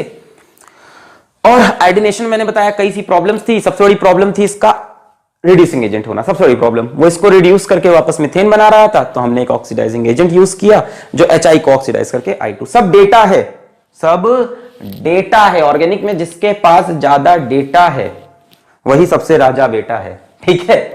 जिसके पास सबसे ज्यादा डेटा है वही सबसे बड़ा राजा बेटा है ऑर्गेनिक में। आप भी समझ लो, जितना ज्यादा प्रैक्टिस, जितना ज्यादा डेटा और जितना ज्यादा प्रैक्टिस, वही ऑर्गेनिक में राजा। क्लियर है? मिटा दे, बहुत टफ चीज नहीं यार, HI होती है, ऑक्सीडाइजिंग एजेंट लगाया, इसको ऑक्सीडाइज कर लिया, बच गए। अब ये ऑक्सीडाइज होकर आके I2 बन जाएगा, है ना, मतलब थोड़ी देर बाद ये I2 में कन्वर्ट हो जाएगा, बनते ही I2 में कन्वर्ट हो गया, तो रिएक्शन वापस नहीं जाएगा। क्लियर, मिटा रहे? चलिए अब लेते हैं अगला क्वेश्चन जो मैंने थोड़ी देर पहले आपसे जिक्र किया था। तो अभी तक मैंने आपको हैलोजिनेशन का सारा मैकेनिज्म समझा दिया, reactivity order, fluorine is greater than chlorine is greater than bromine is greater than iodine, fluorine में आने वाली प्रॉब्लम, हाईली रिएक्टिव, आयोडीन में होने वाली प्रॉब्लम, रिवर्सिबल रिएक्शन, ये सारी चीजें समझाई। अब हम देखने जा रहे हैं हैलोजिनेशन ऑफ इथेन। मिथेन हो गया, हैलोजिनेशन ऑफ मिथेन। चलो तो क्लोरीनेशन से ही समझते हैं, क्योंकि क्लोरीनेशन ब्रोमिनेशन सेम होता है, तो क्लोरीनेशन के एग्जांपल्स देखते हैं, किताब में भी इसी को दिया रहता है। क्लोरीनेशन ऑफ इथेन, अपने पास टॉपिक है क्लोरीनेशन ऑफ इथेन, इसको समझते हैं। तो इथेन ले लेते हैं। इथेन क्या होता है? C2H6। इथेन क्या होता है? C2H6। इससे क्लोरीन का रिएक्शन किया इन द प्रेजेंस ऑफ सनलाइट, यहां से एक हाइड्रोजन निकला, एक क्लोरीन अंदर गया, C2H5Cl प्लस HCl। अब अगर क्लोरीन एक्सेस में है तो C2H5Cl फिर रिएक्ट करेगा क्लोरीन से, एक क्लोरीन अंदर गया, एक हाइड्रोजन बाहर आया, HCl, C2H4Cl2। अब अगर क्लोरीन एक्सेस में है तो C2H4Cl2 रिएक्ट करेगा Cl2 से, एक क्लोरीन अंदर, हाइड्रोजन बाहर, HCl, C2H3Cl3। फिर आगे कहानी चलेगी, C2H3Cl3 रिएक्ट करेगा Cl2 से, एक हाइड्रोजन बाहर, एक क्लोरीन अंदर, C2H2Cl4। फिर C2H2Cl4 रिएक्ट करेगा क्लोरीन से, एक हाइड्रोजन बाहर, एक क्लोरीन अंदर, C2HCl5। फिर C2HCl5 माफ करना प्लस Cl2, एक हाइड्रोजन बाहर, एक क्लोरीन अंदर, C2Cl6। C2Cl6 यहां पे आकर रिएक्शन कंप्लीट होगा अगर क्लोरीन एक्सेस में हुआ। तो मैं आपको सिर्फ पहले स्टेप का मैकेनिज्म इस बार बताऊंगा और दूसरे स्टेप का चलो थोड़ा बहुत हेल्प कर दूं, भले ही कर लोगे ना आगे का। पहले स्टेप का मैकेनिज्म हमें देखना है, शायद आप खुद ही से पहले स्टेप का भी कर लेंगे। ट्राई करें एक बार पॉज करके, इस स्टेप का मैकेनिज्म खुद से ट्राई करो, पॉज करके ट्राई करो, देखो कितना सीखा। और नहीं कर पा रहे हो तो पीछे जाके पहला वाला देखो और फिर आके इसको ट्राई करो। चलो मैं अपने मार्कर को थोड़ी सी इंक पिला दूं। मार्कर तू इंक पी ले। रात का समा झूमे चंद्रमा, रात का समा झूमे चंद्रमा, रात का समा। हो गया, पॉज करके लिख लिया आपने। क्या बना एंड प्रोडक्ट? ब्यूटेन बना कि नहीं? ब्यूटेन बना कि नहीं भाई साहब? ब्यूटेन बनना चाहिए एंड प्रोडक्ट में। चलो देखते हैं, हम इस स्टेप को समझने जा रहे हैं, फर्स्ट स्टेप को, इसको समझा जाए। चले, okay okay.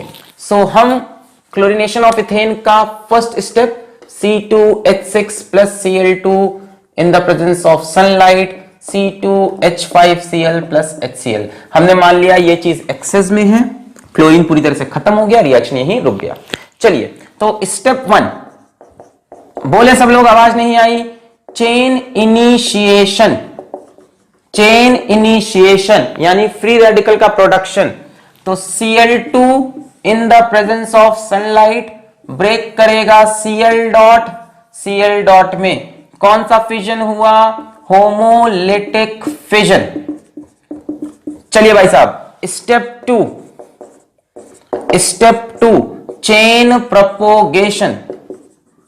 Chain propagation, chain propagation क्या होगा? ये Cl डॉट काफी नाराज होके गया C2H6 के पास, बोला मेरी इस हालत का जिम्मेदार चाहे जो भी हो मैं तुम्हें बर्बाद कर दूंगा। यहां से H डॉट को बाहर निकाला, बनाया HCl और ये बन गया C2H5 डॉट।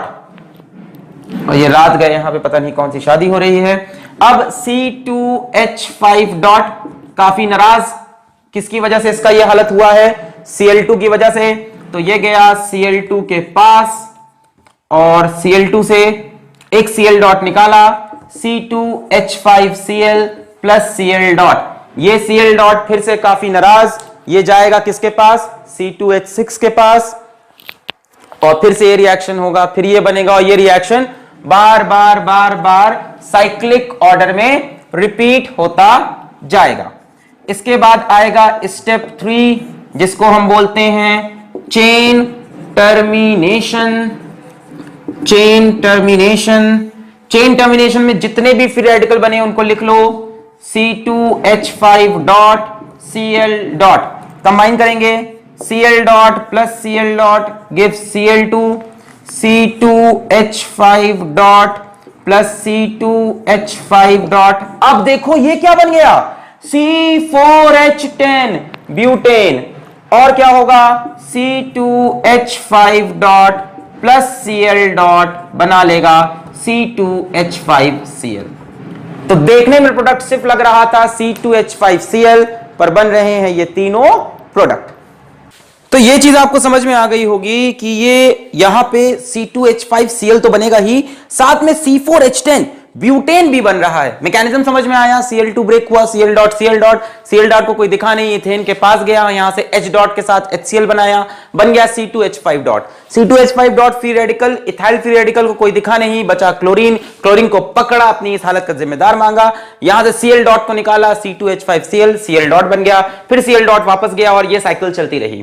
खैर, चेन टर्मिनेशन में क्या करते हैं, जितने भी फ्री रेडिकल बने हैं जैसे C2H5 डॉट Cl डॉट, सबको कंबाइन करो, तो Cl डॉट से Cl2, C2H5 डॉट से C4H10 ब्यूटेन, और C2H5 डॉट और Cl डॉट से C2H5Cl। यानी इसका एक एंड प्रोडक्ट ब्यूटेन भी था जो कि नॉर्मली छुप रहा था। क्लियर है मैकेनिज्म? नेक्स्ट स्टेप आप खुद से करेंगे। नेक्स्ट स्टेप में क्या होगा बोलो, जो C2H5Cl बना है वो एक और क्लोरीन से रिएक्ट करेगा और क्या बनाएगा, C2H4Cl2 प्लस HCl। तो यह वाला स्टेप आप खुद से करेंगे। पहले Cl2 को लिखेंगे, ब्रेक करेगा Cl डॉट, फिर Cl डॉट अटैक करेगा C2H5Cl पे, वहां से H डॉट निकलेगा, बनेगा HCl, और बचेगा C2H4Cl dot. C2H4Cl dot react करेगा Cl2 से, एक Cl अंदर आएगा, बनेगा C2H4Cl2 प्लस Cl डॉट। बोलो क्लियर है? उसका एक एंड प्रोडक्ट उस वाले का एक एंड प्रोडक्ट होगा C2H4Cl2 डॉट C2H4Cl2 डॉट, आपस में कंबाइन करके तो बनाइएगा, मजा आएगा। ठीक, अच्छा अब देखो सवाल इस पे क्या, एक बहुत ही खूबसूरत सवाल इस पे क्या बन सकता है, ध्यान से सुनो, एक बहुत ही खूबसूरत सवाल इस पे क्या बन सकता है, बहुत ही खूबसूरत सवाल इस पे क्या बन सकता है। In the following reaction if ethane is in excess, in the following reaction if ethane is in excess and the product are P plus HCl, P can never be तो चार ऑप्शन दे रहा हूं, A C2H5Cl, B C2H4, C4H10, D none का मतलब कि ये भी बनेगा, ऐसा कुछ नहीं है जो ऑप्शन मैच करे।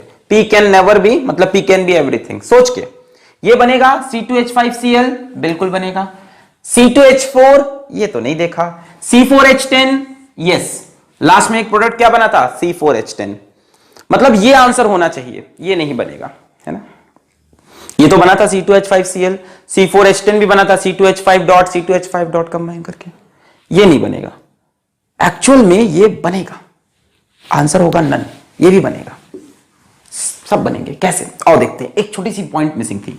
जरा इस रिएक्शन को वापस चलाते हैं। Cl2 ब्रेक किया Cl डॉट में, next step chain propagation, Cl dot पहुंचा C2H6 के पास, यहां से H डॉट बाहर आया HCl और बचा C2H5 डॉट, फिर C2H5 डॉट रिएक्ट किया Cl2 से, यहां से Cl डॉट को ले लिया C2H5Cl और Cl dot. Last step is chain termination, यहीं पे कुछ होने वाला है, चेन टर्मिनेशन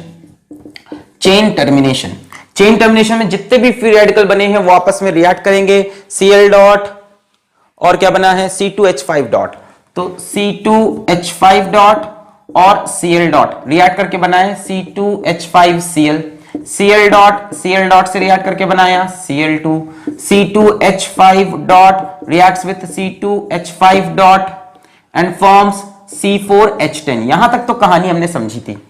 ये कैसे बनेगा सुनो। फ्री रेडिकल की एक प्रॉपर्टी होती है to show disproportionation reaction, to show disproportionation reaction, disproportionation reaction. अब जिन्होंने मेरी रिडॉक्स रिएक्शन की सीरीज देख रखी है या जिन्होंने किताब से पढ़ाई कर रखी है या स्कूल या कोचिंग में पढ़ाई कर रखी है, उनको पता होगा डिसप्रपोर्शियोनेशन रिएक्शन क्या होता है। ऐसा रिएक्शन जिसमें सेम मॉलिक्यूल का ऑक्सीडेशन और उसी मॉलिक्यूल का रिडक्शन, सेम मॉलिक्यूल का ऑक्सीडेशन और उसी मॉलिक्यूल का रिडक्शन, ऐसे रिएक्शन को बोलते हैं डिसप्रपोर्शियोनेशन। देखो जरा ध्यान से क्या होगा।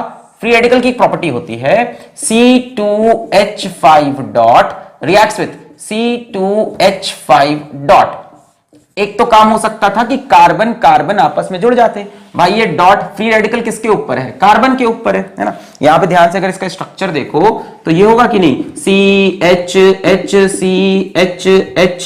और H डॉट, ये है। तो ये कार्बन और उधर से दूसरा कार्बन आके आपस में जुड़ जाता और बनता C4H10, इधर से एक और आता C2H5। दूसरी चीज क्या हो सकती है कि यहां से एक H डॉट निकल जाए, यहां से एक H डॉट निकल जाए और यहां आके कंबाइन कर ले। यहां से एक H डॉट, मतलब वो H डॉट निकला और यहां आके कंबाइन कर ले, तो यहां बनेगा C2H6 और ये बचेगा C2H4। देखो यहां से यहां हाइड्रोजन चला गया, तो जिसने हाइड्रोजन रिलीज किया उसका हुआ ऑक्सीडेशन, जिसने हाइड्रोजन गेन किया उसका हुआ रिडक्शन। यानी सेम मॉलिक्यूल है, देखो मॉलिक्यूल तो सेम ही है C2H5 डॉट, उसी का ऑक्सीडेशन उसी का reduction, self oxidation and self reduction, इसको बोलते हैं डिसप्रपोर्शियोनेशन। यानी इसका एक प्रोडक्ट इथीन भी होगा C2H4, इसका एक प्रोडक्ट इथीन भी होगा C2H4। कैसे होगा देखना है, मिटा दें इसको, नोट कर ले फिर दिखाऊं पूरा, मिटा दें 1 2 3 4 5। तो जनरली बच्चे इस प्रोडक्ट को नहीं मारते एग्जाम में, कई बच्चे तो इसको भी नहीं मारते, मैकेनिज्म नहीं जानते, सिर्फ इसको मार देते हैं, बोलते हैं एकदम नहीं होंगे। चलो देखते हैं C2H5 डॉट CH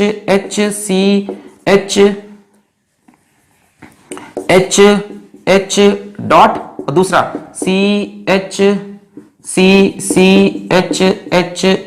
डॉट। देखो क्या होना है, क्या होना है, ध्यान से देखो क्या होना है, क्या होना है। यहां से इस वाले कार्बन से ये H डॉट बाहर निकला और ये वाला इलेक्ट्रॉन इस कार्बन पे आया, यहां से H डॉट बाहर निकला, ध्यान से ये बना हुआ है, यहां से ये H डॉट बाहर आया, ये बॉन्ड टूटा और H डॉट बाहर आके यहां जुड़ गया, H डॉट बाहर आके यहां जुड़ गया, बन गया C2H6। यहां से जब H डॉट निकलेगा तो इसके ऊपर एक डॉट बचेगा, एक डॉट इसके ऊपर, दोनों कंबाइन करके क्या बना लेंगे, डबल बॉन्ड। देखो यहां से H डॉट निकला, एक डॉट इसके ऊपर एक इसके ऊपर, दोनों कंबाइन करके क्या बना लेंगे, डबल बॉन्ड। क्या बन गया, इथीन C2H4। बोलो क्लियर हो रहा है? फिर से बताऊं, ये था, यहां से ये हाइड्रोजन, ध्यान से, यहां से ये हाइड्रोजन H डॉट लेके निकला, यहां जाके कंबाइन हुआ C2H6, एक डॉट इसके ऊपर एक डॉट इसके ऊपर, बन गया डबल बॉन्ड। देखो यहां से हाइड्रोजन गया यहां पे, ट्यू, एक डॉट ये मिलके बन गया double bond, C2H4 C2H6। Clear है? बहुत बढ़िया।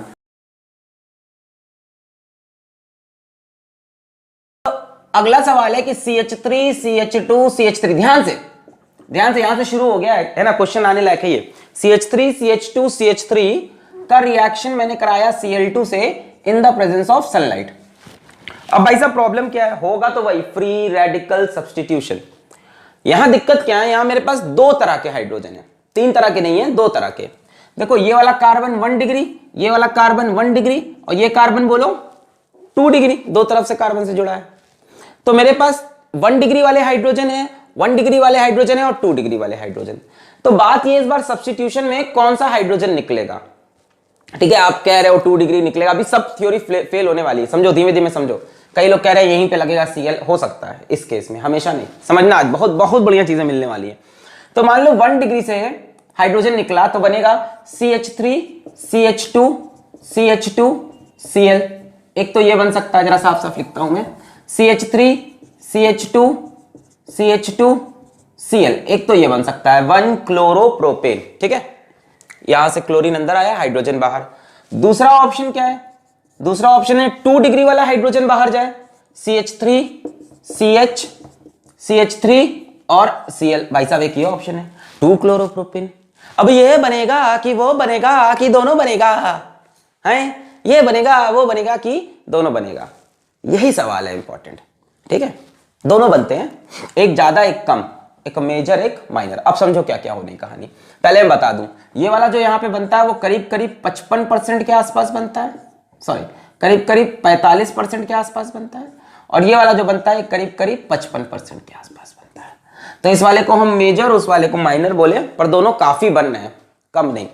अब देखो समझो हुआ क्या, मैकेनिज्म समझो, पहली स्टेप में Cl2 टूटा, H न्यू डाला इसके ऊपर, छम से जो टूटा कोई क्लोरीन, Cl डॉट बड़ा नाराज है ना, बड़ा परेशान है ना, बड़ी भारी प्रॉब्लम। अब Cl डॉट गया बदला लेने किससे, प्रोपेन के पास, CH3 CH2 CH3। अब ये प्रोपेन से क्या बोलेगा, ये हाइड्रोजन हमको दे दे ठाकुर। अब प्रोपेन के पास दो ऑप्शन है, कौन सा हाइड्रोजन दे हम, है ना, समझो बात को, बात समझो, प्रोपेन के पास अब दो ऑप्शन है, किसको हम कौन सा हाइड्रोजन दे, समझना, यहां से दो तरह की चीजें हो सकती हैं, ध्यान से। ये Cl डॉट गया CH3 CH2 CH3 के पास, ठीक है। अब यहां से दो कहानियां पॉसिबल हैं, एक तो प्रोपेन इसको 1 डिग्री वाला हाइड्रोजन दे, यहां से H डॉट निकल के इसके पास जाए माइनस HCl, H डॉट निकल के यहां से गया 1 डिग्री से, तो बनेगा CH3 CH2 CH2 डॉट। दूसरा ऑप्शन क्या है कि 2 डिग्री वाला हाइड्रोजन, हाँ 2 डिग्री वाला हाइड्रोजन यहां से H डॉट के फॉर्म में निकले क्लोरीन के पास, माइनस HCl, बचेगा CH3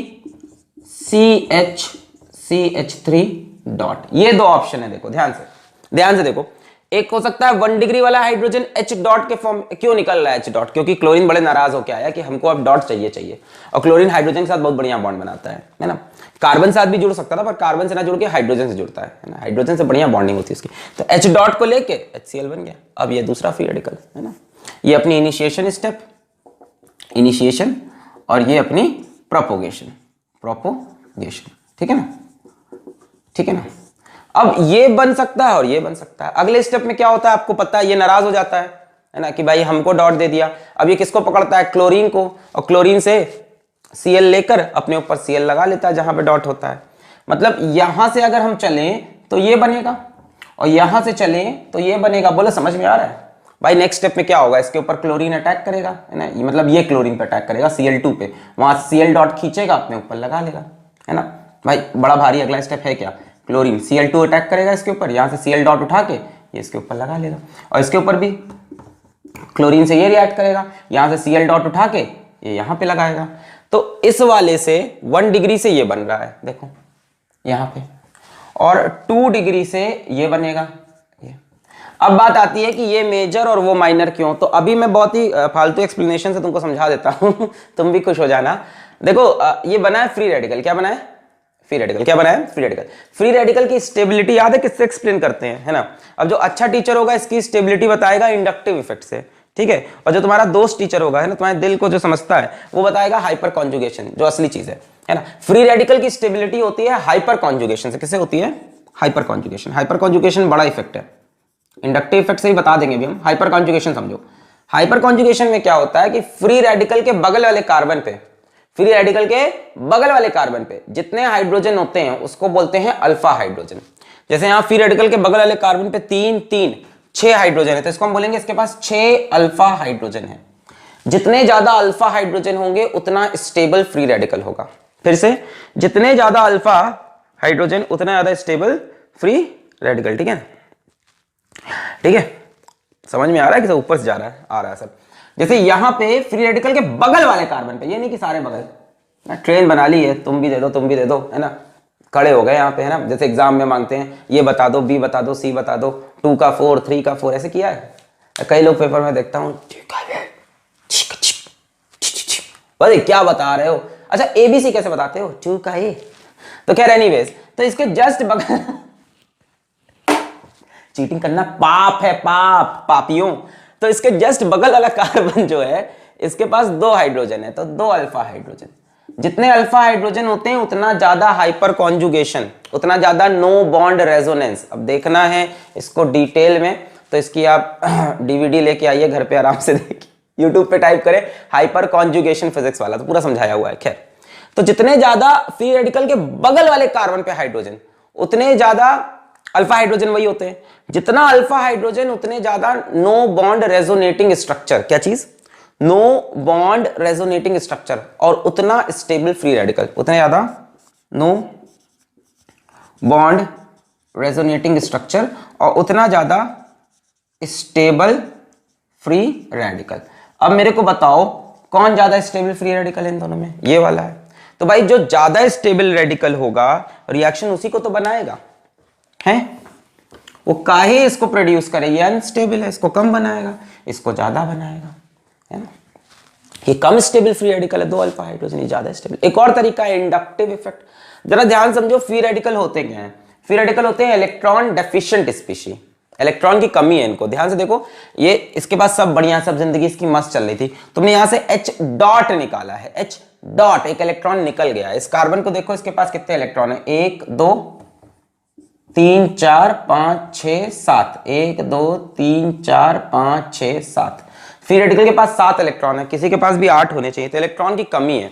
जैसे इसको देखो, 1 2 3 4, इस हाइड्रोजन के साथ 5 6 और एक 7, देखो 1 2 3 4, हाइड्रोजन के साथ एक बॉन्ड होगा, 5 6 7, इलेक्ट्रॉन की कमी है। अब आपको पता है ये जो ग्रुप होता है अल्काइल ग्रुप, ये इंडक्टिव इफेक्ट देता है, प्लस इंडक्टिव, इलेक्ट्रॉन को ढकेलता है। इसीलिए बोल रहा हूं जीओसी पढ़ के यहां आओ। तो ये देखो इलेक्ट्रॉन को धकेला इसकी तरफ, प्लस आई इफेक्ट से, यानी इसको इलेक्ट्रॉन सप्लाई किया, इसको इलेक्ट्रॉन कमी थी, इलेक्ट्रॉन मिला, स्टेबल हो गया। इलेक्ट्रॉन की कमी थी, इलेक्ट्रॉन मिला, स्टेबल। कहोगे वाह भाई वाह, जब ये स्टेबल है तो ये क्यों नहीं बना? सुनो, ये ज्यादा स्टेबल है भाई, इसको इधर से भी इलेक्ट्रॉन मिला, इधर से भी मिला, दोनों तरफ से। CH डॉट, इलेक्ट्रॉन की कमी, CH3 ने भी इलेक्ट्रॉन दिया, इसने भी इलेक्ट्रॉन दिया, बढ़िया स्टेबल हो गया। भाई फ्री रेडिकल इलेक्ट्रॉन डेफिशिएंट है, उसको जितना इलेक्ट्रॉन दोगे उतना स्टेबल, तो इधर से भी इलेक्ट्रॉन, इधर से भी इलेक्ट्रॉन, स्टेबल, इसको सिर्फ एक तरफ से। इन शॉर्ट तुम ऐसे ही पकड़ सकते हो कि अगर 1 डिग्री फ्री रेडिकल है और अगर 2 डिग्री फ्री रेडिकल है, तो 2 degree free radical is more stable then 1 degree. पढ़ा चुके हैं आपको ये, और ये भी बताया होगा 3 डिग्री इज मोर स्टेबल। भाई 3 डिग्री में क्या होगा? इधर एक और कार्बन आ जाएगा, एक और तरफ से इंडक्टिव इफेक्ट नहीं आ रहा।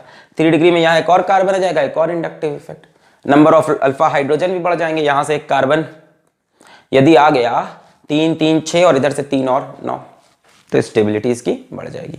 तो शायद आपको यही याद हो कि फ्री रेडिकल की स्टेबिलिटी ऑर्डर ये होता था। कैसे होता था बता दिया, ड्यू टू हाइपर कॉन्जुगेशन। अच्छा टीचर बताएगा इंडक्टिव इफेक्ट, और आपका जो दोस्त होगा वो आपको बता देगा कि भाई सच्ची बात क्या है, हाइपर कॉन्जुगेशन। यहाँ पे 6 अल्फा हाइड्रोजन, यहाँ पे इसके बगल में 2, इसके हाइड्रोजन नहीं गिनते, इसके बगल वाले पे, इसके बगल वाले पे, ठीक है। तो एनीवेज, तो दिस इज मोर स्टेबल, ये हमें समझ में आया। अब जो ज्यादा स्टेबल फ्री रेडिकल है वो बनेगा, ठीक है। किसी भी रिएक्शन में वो चीज बनती है जो ज्यादा स्टेबल होती है, इसमें तो कोई डाउट नहीं है ना। तो ये 1 डिग्री है, ये 2 डिग्री, तो 2 डिग्री बनेगा। अब भाई साहब अगर 2 डिग्री बनेगा तो मेजर प्रोडक्ट ये वाला होगा, 2 डिग्री पे क्लोरीन लग के। पर ये भी कोई कम नहीं है, 45% कंपेरेबल है यार, 55 45 है ना, बहुत बड़ा डिफरेंस थोड़ी ना है, बहुत बड़ा डिफरेंस नहीं है। तो ये भी बात आती है कि सर ये क्यों बना, फिर समझो बात को, समझो। आज ये अनस्टेबल है इस कंपैरिजन, फिर ये बना क्यों? जरा ध्यान से देखो, यहां पे 1 डिग्री के हाइड्रोजन बहुत ढेर सारे हैं, 2 डिग्री मोर स्टेबल है, पर 1 डिग्री के हाइड्रोजन ज्यादा है। 2 डिग्री मोर स्टेबल है, पर 2 डिग्री के कितने हाइड्रोजन है? सिर्फ 2। यहां से निकलने का चांस कितना है? सिर्फ 2 बार। और इधर से निकलने का चांस कितनी बार है? 6 बार। तो भले ही ये स्टेबिलिटी ज्यादा दे रहा है, पर ये होने की प्रोबेबिलिटी भी तो ज्यादा है। सब वर्क करता है रिएक्शन में। आज रिएक्शन मैकेनिज्म की आप डेप्थ में जा रहे हो, कहानी को समझो। कई टीचर तुमको खटाक से एकदम सीधा बताएंगे कि ये मेजर ये माइनर, बहुत बढ़िया साहब, बहुत अच्छा बताया आपने। वो खराब बताएंगे, मतलब कई टीचर, क्या मतलब मैं किसी की बुराई नहीं कर रहा है ना, मतलब कई टीचर, मतलब जो भी इंसान आपको ऐसा बताए, कह दे कि ये मेजर ये माइनर, गलत बता रहा है ना यार। सिंपल सी बात है, ये मेजर ये माइनर, यहाँ पे बात नहीं खत्म करनी और अंदर चलना है। हमें समझना है कि ये वाला होने का चांसेस भी बहुत ज्यादा है, भले ही अनस्टेबल है।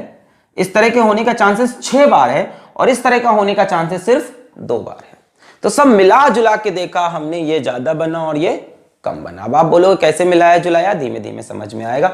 अभी के लिए ऑर्डर रख लेंगे 3 degree greater than 2 degree greater than 1 degree. जरा नोट करें इसको, प्यारा सा लेक्चर है, अभी आगे बढ़ेगा तो चीजें और अच्छे से समझ में आ जाएंगी।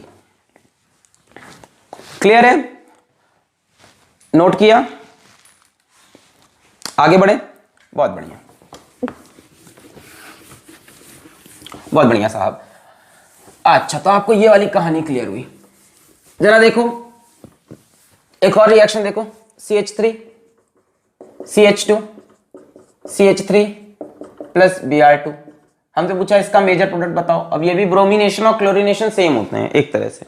अब आप समझो इसका मेन प्रोडक्ट क्या होगा, यहां पे Br लगेगा कि यहाँ पे, क्योंकि 2 डिग्री इज मोर स्टेबल।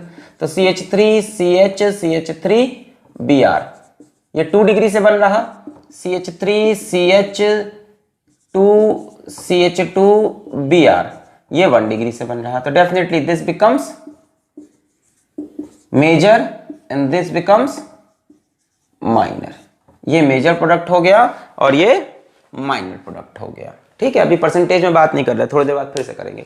वो मेजर हो गया और ये माइनर प्रोडक्ट हो गया। ठीक है ना?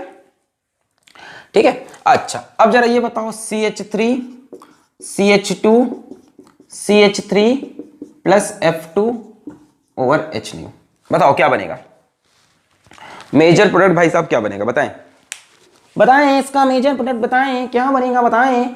तो इसका मेजर प्रोडक्ट सभी लोग ने बना लिया होगा, CH3 CH CH3 F 2 degree, ये बना होगा मेजर प्रोडक्ट। ठीक है, और माइनर बनाया होगा CH3 CH2 CH2 F 1 degree, ये बनाया होगा आपने माइनर प्रोडक्ट। पर भाई साहब होता उल्टा है। इस केस में हमने देखा कि 1 डिग्री वाला प्रोडक्ट मेजर है ना, मतलब ये उल्टा हो जाएगा, this becomes minor and this becomes major, है ना। अब ये क्या हो गया साहब, आपने तो बोला था 2 डिग्री मोर स्टेबल है, पर यहाँ 2 डिग्री ना बन के यहाँ 1 डिग्री ज्यादा स्टेबल बनता है फ्लोरीन के केस में। तो अब कहानी थोड़ी कॉम्प्लेक्स होनी स्टार्ट हुई। क्लोरीन और ब्रोमीन ने स्टेबिलिटी ढूंढी, 2 डिग्री वाला बनाया कि भाई 2 डिग्री फ्री रेडिकल ज्यादा स्टेबल है, हाइपर कॉन्जुगेशन से, इंडक्टिव इफेक्ट से, तो ठीक है वो बनाया। और थोड़ा सा 1 डिग्री भी बनाया, क्योंकि 1 डिग्री के हाइड्रोजन बहुत ढेर सारे थे, 1 डिग्री के 6 हाइड्रोजन थे, 2 डिग्री से 2, तो उसके हिसाब से 1 डिग्री भी बना लिया। पर फ्लोरीन ने अलग ही चॉइस ली, फ्लोरीन ने कहा हम 1 डिग्री बनाएंगे, हम 2 डिग्री नहीं बनाएंगे, स्टेबिलिटी को गोली मार दी। अब ये क्या बात है, आओ समझते हैं, यहां बताता हूं मैं। देखो कहानी है रिएक्टिविटी की, ठीक है। अब मान लो आप लोग का 4 दोस्तों का ग्रुप है, ठीक है, fluorine chlorine bromine iodine, fluorine chlorine bromine iodine, ठीक है, 4 दोस्तों का ग्रुप है, ठीक है, 4 दोस्तों का ग्रुप है, बहुत बढ़िया, 4 दोस्तों का ग्रुप है। आगे 4 दोस्त में एक दोस्त हमेशा ऐसा होता है जो सिर्फ लालची होता है, सिर्फ लालची है, पापी, एकदम गंदा पापी, गंदा लालची, ठीक है, उसको जो मिल जाए खा ले। कैंटीन में जाएगा, उसको सबसे पहले गंदा सा एकदम पुराना कल का बना हुआ समोसा रखा है, पर सबसे पहले हाथ पड़ सकता है तो वो खा लेगा और किसी से शेयर नहीं करेगा, ठीक है। किसी का बगल वाले का टिफिन खुला, उसमें जो भी रखा हो सबसे पहले खा लेगा, है ना, एकदम भयानक लालची, है ना। उसको ये नहीं पता कि 15 मिनट बाद बढ़िया गर्म समोसे फिर बनने वाले हैं, है ना, 10 मिनट बाद हमको समोसे में बढ़िया चटनी लग के बढ़िया एक प्यारा समोसा मिलने वाला है, उसको इतना वेट ही नहीं है। वो दोस्त है आपका fluorine. Fluorine is very very very very very very reactive, बहुत रिएक्टिव है। अब जो चीज रिएक्टिव होती है ना, वो लीस्ट सेलेक्टिव हो जाती है।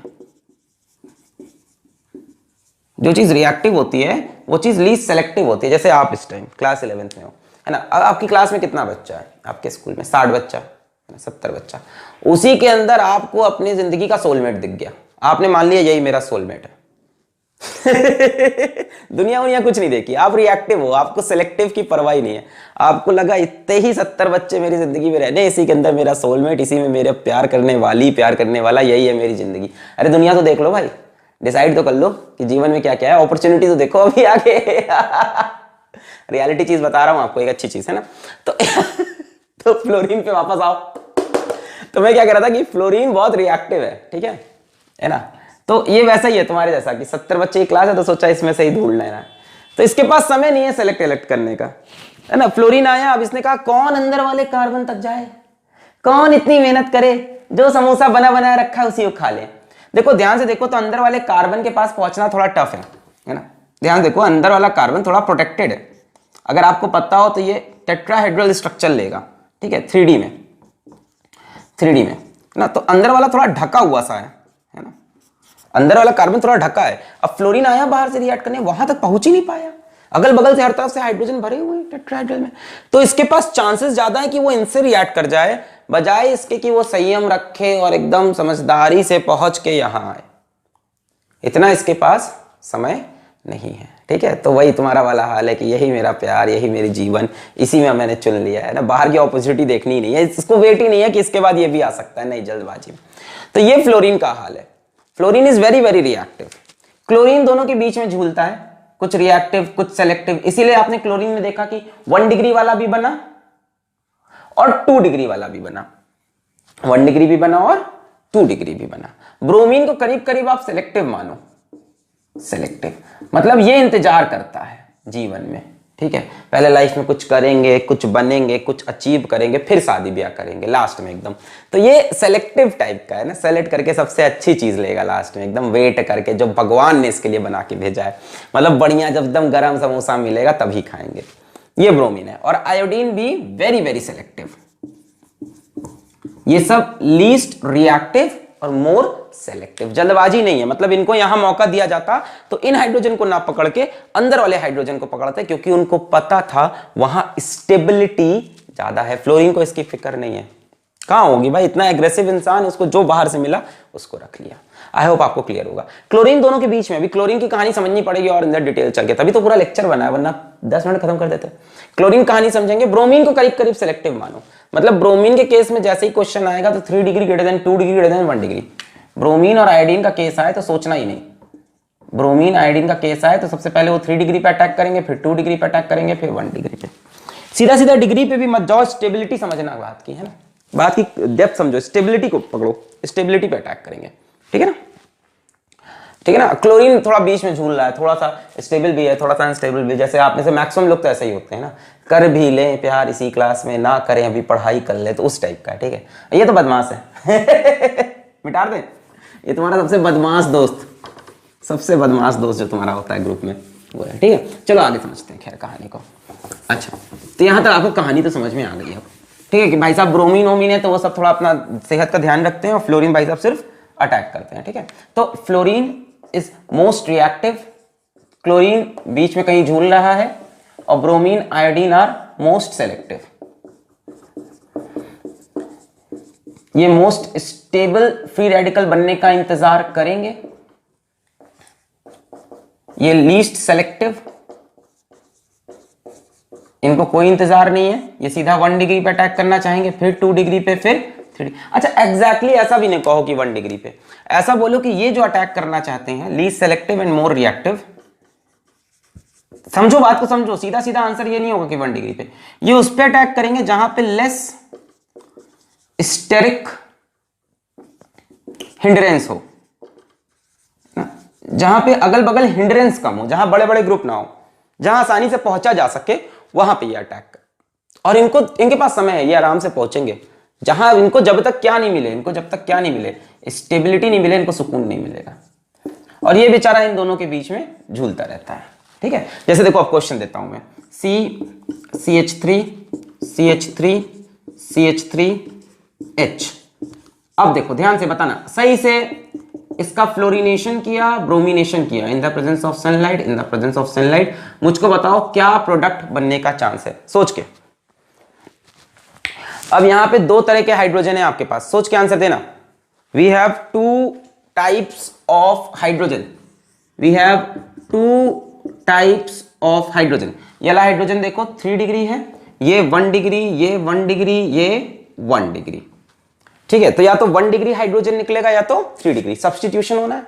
अब फ्लोरीन के पास समय नहीं है कि जाके इन सबको पकड़े, इन सब इसको पकड़े, है ना, 3 डिग्री के पास अंदर जाए छुपे नहीं, उसको बाहर से जो हाइड्रोजन दिख रहा है 1 डिग्री का, ध्यान देखो तो इसका शेप कैसा होगा, इसका शेप कुछ ऐसा होगा, एक कार्बन हाइड्रोजन इसको घेरे हुए, इधर से कार्बन हाइड्रोजन हाइड्रोजन हाइड्रोजन, यहां से कार्बन हाइड्रोजन, टेट्राहाइड्रोजन, 3D में स्ट्रक्चर सोचो, यहां से कार्बन हाइड्रोजन हाइड्रोजन हाइड्रोजन, ये तो बेचारा बीच में कहीं दबा होगा, इसको अगल बगल से 3 कार्बन ने घेर रखा है, कहानी समझो ना, देखने में तुम्हें लग रहा है बराबर से निकला है, थोड़ा ऐसा होगा, एक कार्बन से हाइड्रोजन, बाकी सब ऐसे बड़े बड़े ग्रुप घेरे हुए हैं। अब जब फ्लोरीन आएगा तो उसके पास समय ही नहीं यहां तक जाने का, वो यहां से इस साइड वाला हाइड्रोजन हटा के यहां पे लग जाएगा, मतलब CH3C CH3 CH2F H, ऐसे 3 डिग्री पे अटैक ना करके 1 डिग्री पे अटैक किया। ब्रोमीन समझदार, सिलेक्टिव, आराम से सोच विचार करके 3 डिग्री वाले हाइड्रोजन तक पहुंचेगा, इंतजार करेगा कि सबसे स्टेबल फ्री रेडिकल बन जाए, तब मैं वहां पे जाऊं। भाई साहब ये देखो सबसे स्टेबल फ्री रेडिकल है, फील हो रही है बात की नहीं? एक देखो फ्री रेडिकल ये बनेगा जब CH2 पे डॉट आएगा, एक फ्री रेडिकल ये बनेगा जब C पे डॉट आएगा, है ना। H डॉट यहां से निकला तो ये बना, H डॉट यहां से निकला तो ये बना।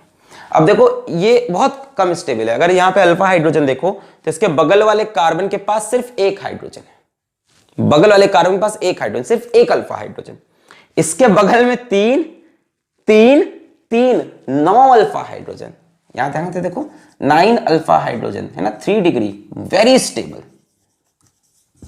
Very stable. तो ब्रोमीन यहां से H डॉट निकाल कर वेट करके आराम से यहां जुड़ेगा, और यहां देखो 1 डिग्री यहां से हाइड्रोजन अगर निकलता है H डॉट तो CH2 डॉट बनता है, सेबल में एक कार्बन, इसके पास सिर्फ एक अल्फा हाइड्रोजन, एक ही हाइड्रोजन, बहुत कम स्टेबल। अब फ्लोरीन के पास समय नहीं है तो यहां जुड़ गया। क्लियर है? तो फ्लोरीन और ब्रोमीन का क्लियर केस है, आयोडीन का भी क्लियर है, आयोडीन भी ब्रोमीन के बाद है, मतलब वो तो और सेलेक्टिव हो गया, इससे भी पीछे, लीस्ट रिएक्टिव, बहुत ही पीछे, least reactive, most selective. Chlorine की डाउट है, और क्लोरीन की कहानी समझते हैं, मिटा रहे इसको। अच्छा, क्लोरीन का डाउट क्लियर करते हैं। ये क्लोरीन मतलब बेचारा परेशान है कि सेलेक्टिव बने, रिएक्टिव बने, करें तो करें क्या जीवन में, जिए तो जिए कैसे बिन आपके, जिए तो जिए। यहीं पे बच्चे गलती करते हैं इस क्वेश्चन में, मैक्सिमम कंपटीशन में। अब जो पढ़ के आते हैं वो ये पढ़ के आते हैं कि ये फ्री रेडिकल मैकेनिज्म है, और वो ये पढ़ के आते हैं कि फ्री रेडिकल की जो स्टेबिलिटी है वो 3 degree greater than 2 degree greater than 1 degree. अच्छा भैया बहुत बढ़िया, हम भी मान लिया आपकी बात कि फ्री रेडिकल की स्टेबिलिटी। तो वो क्या करते हैं, उठा के प्रोडक्ट बना देते हैं CH3C CH3 CH3Cl, और बोलते हैं ये है मेजर प्रोडक्ट। क्यों मेजर? क्योंकि 3 डिग्री से हाइड्रोजन निकाला हमने H डॉट, जबकि सच्चाई में ये मेजर नहीं बनता। सच्चाई में क्लोरीन के केस में ये मेजर प्रोडक्ट है। बच्चे इसको मार देते हैं 3 डिग्री के चक्कर में, निकलता 1 डिग्री है। रीजन आप समझ रहे हो, क्योंकि 1 डिग्री के हाइड्रोजन बहुत हैं, 3 3 6 3 9, और ये सिर्फ एक। अभी पूरा बताएंगे कैसे डिसाइड करना है। तो बड़ा अलग केस निकला, मतलब क्लोरीन केस में हमने देखा ये वाला हमारा बनता है सिर्फ 36%, 36%, और ये वाला हमारा बना 64%, 1 डिग्री ज्यादा बन गया। आय हाय हाय हाय हाय। तो कैसे डिसाइड करना है, तो इसके लिए आप पढ़ेंगे सेलेक्टिविटी रेशियो, ठीक है, टेंशन नहीं। क्या पढ़ेंगे? Selectivity ratio.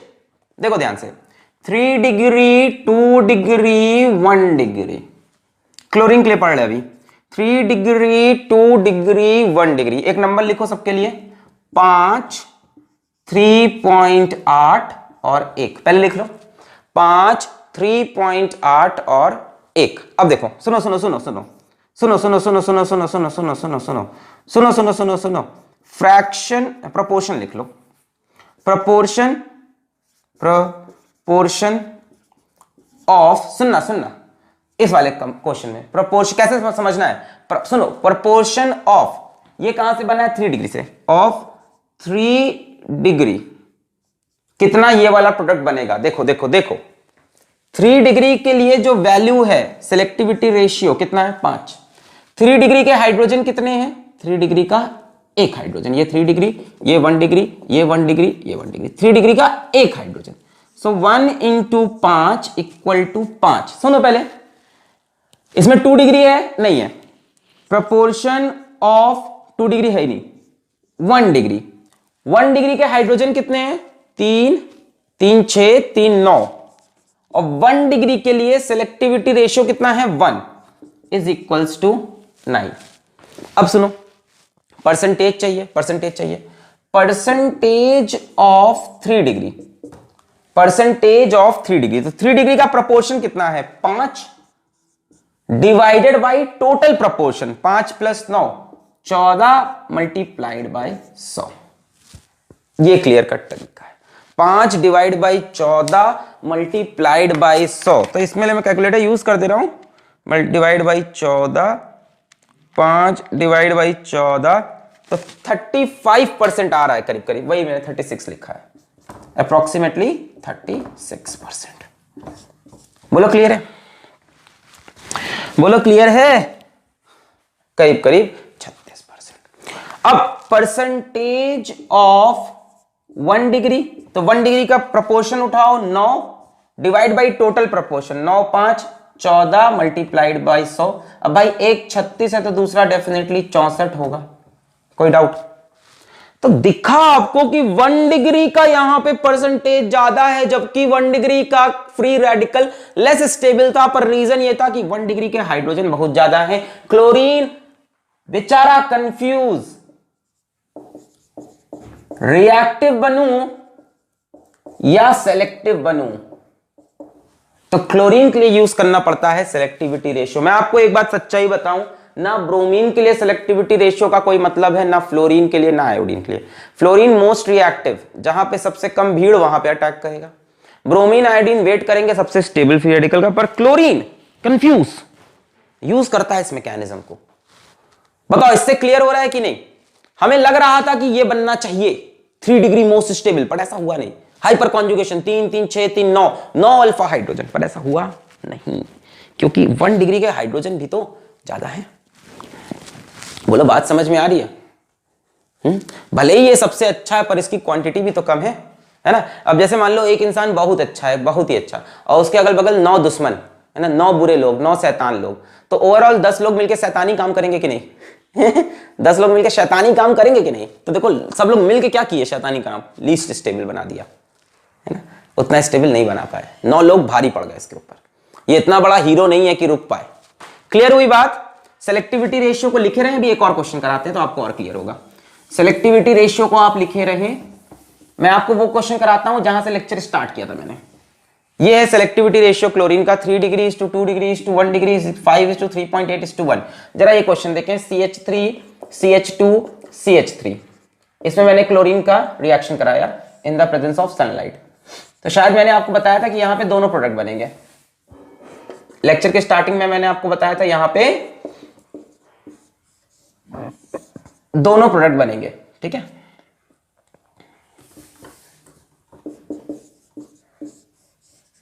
मजा आ रहा है? बहुत बढ़िया।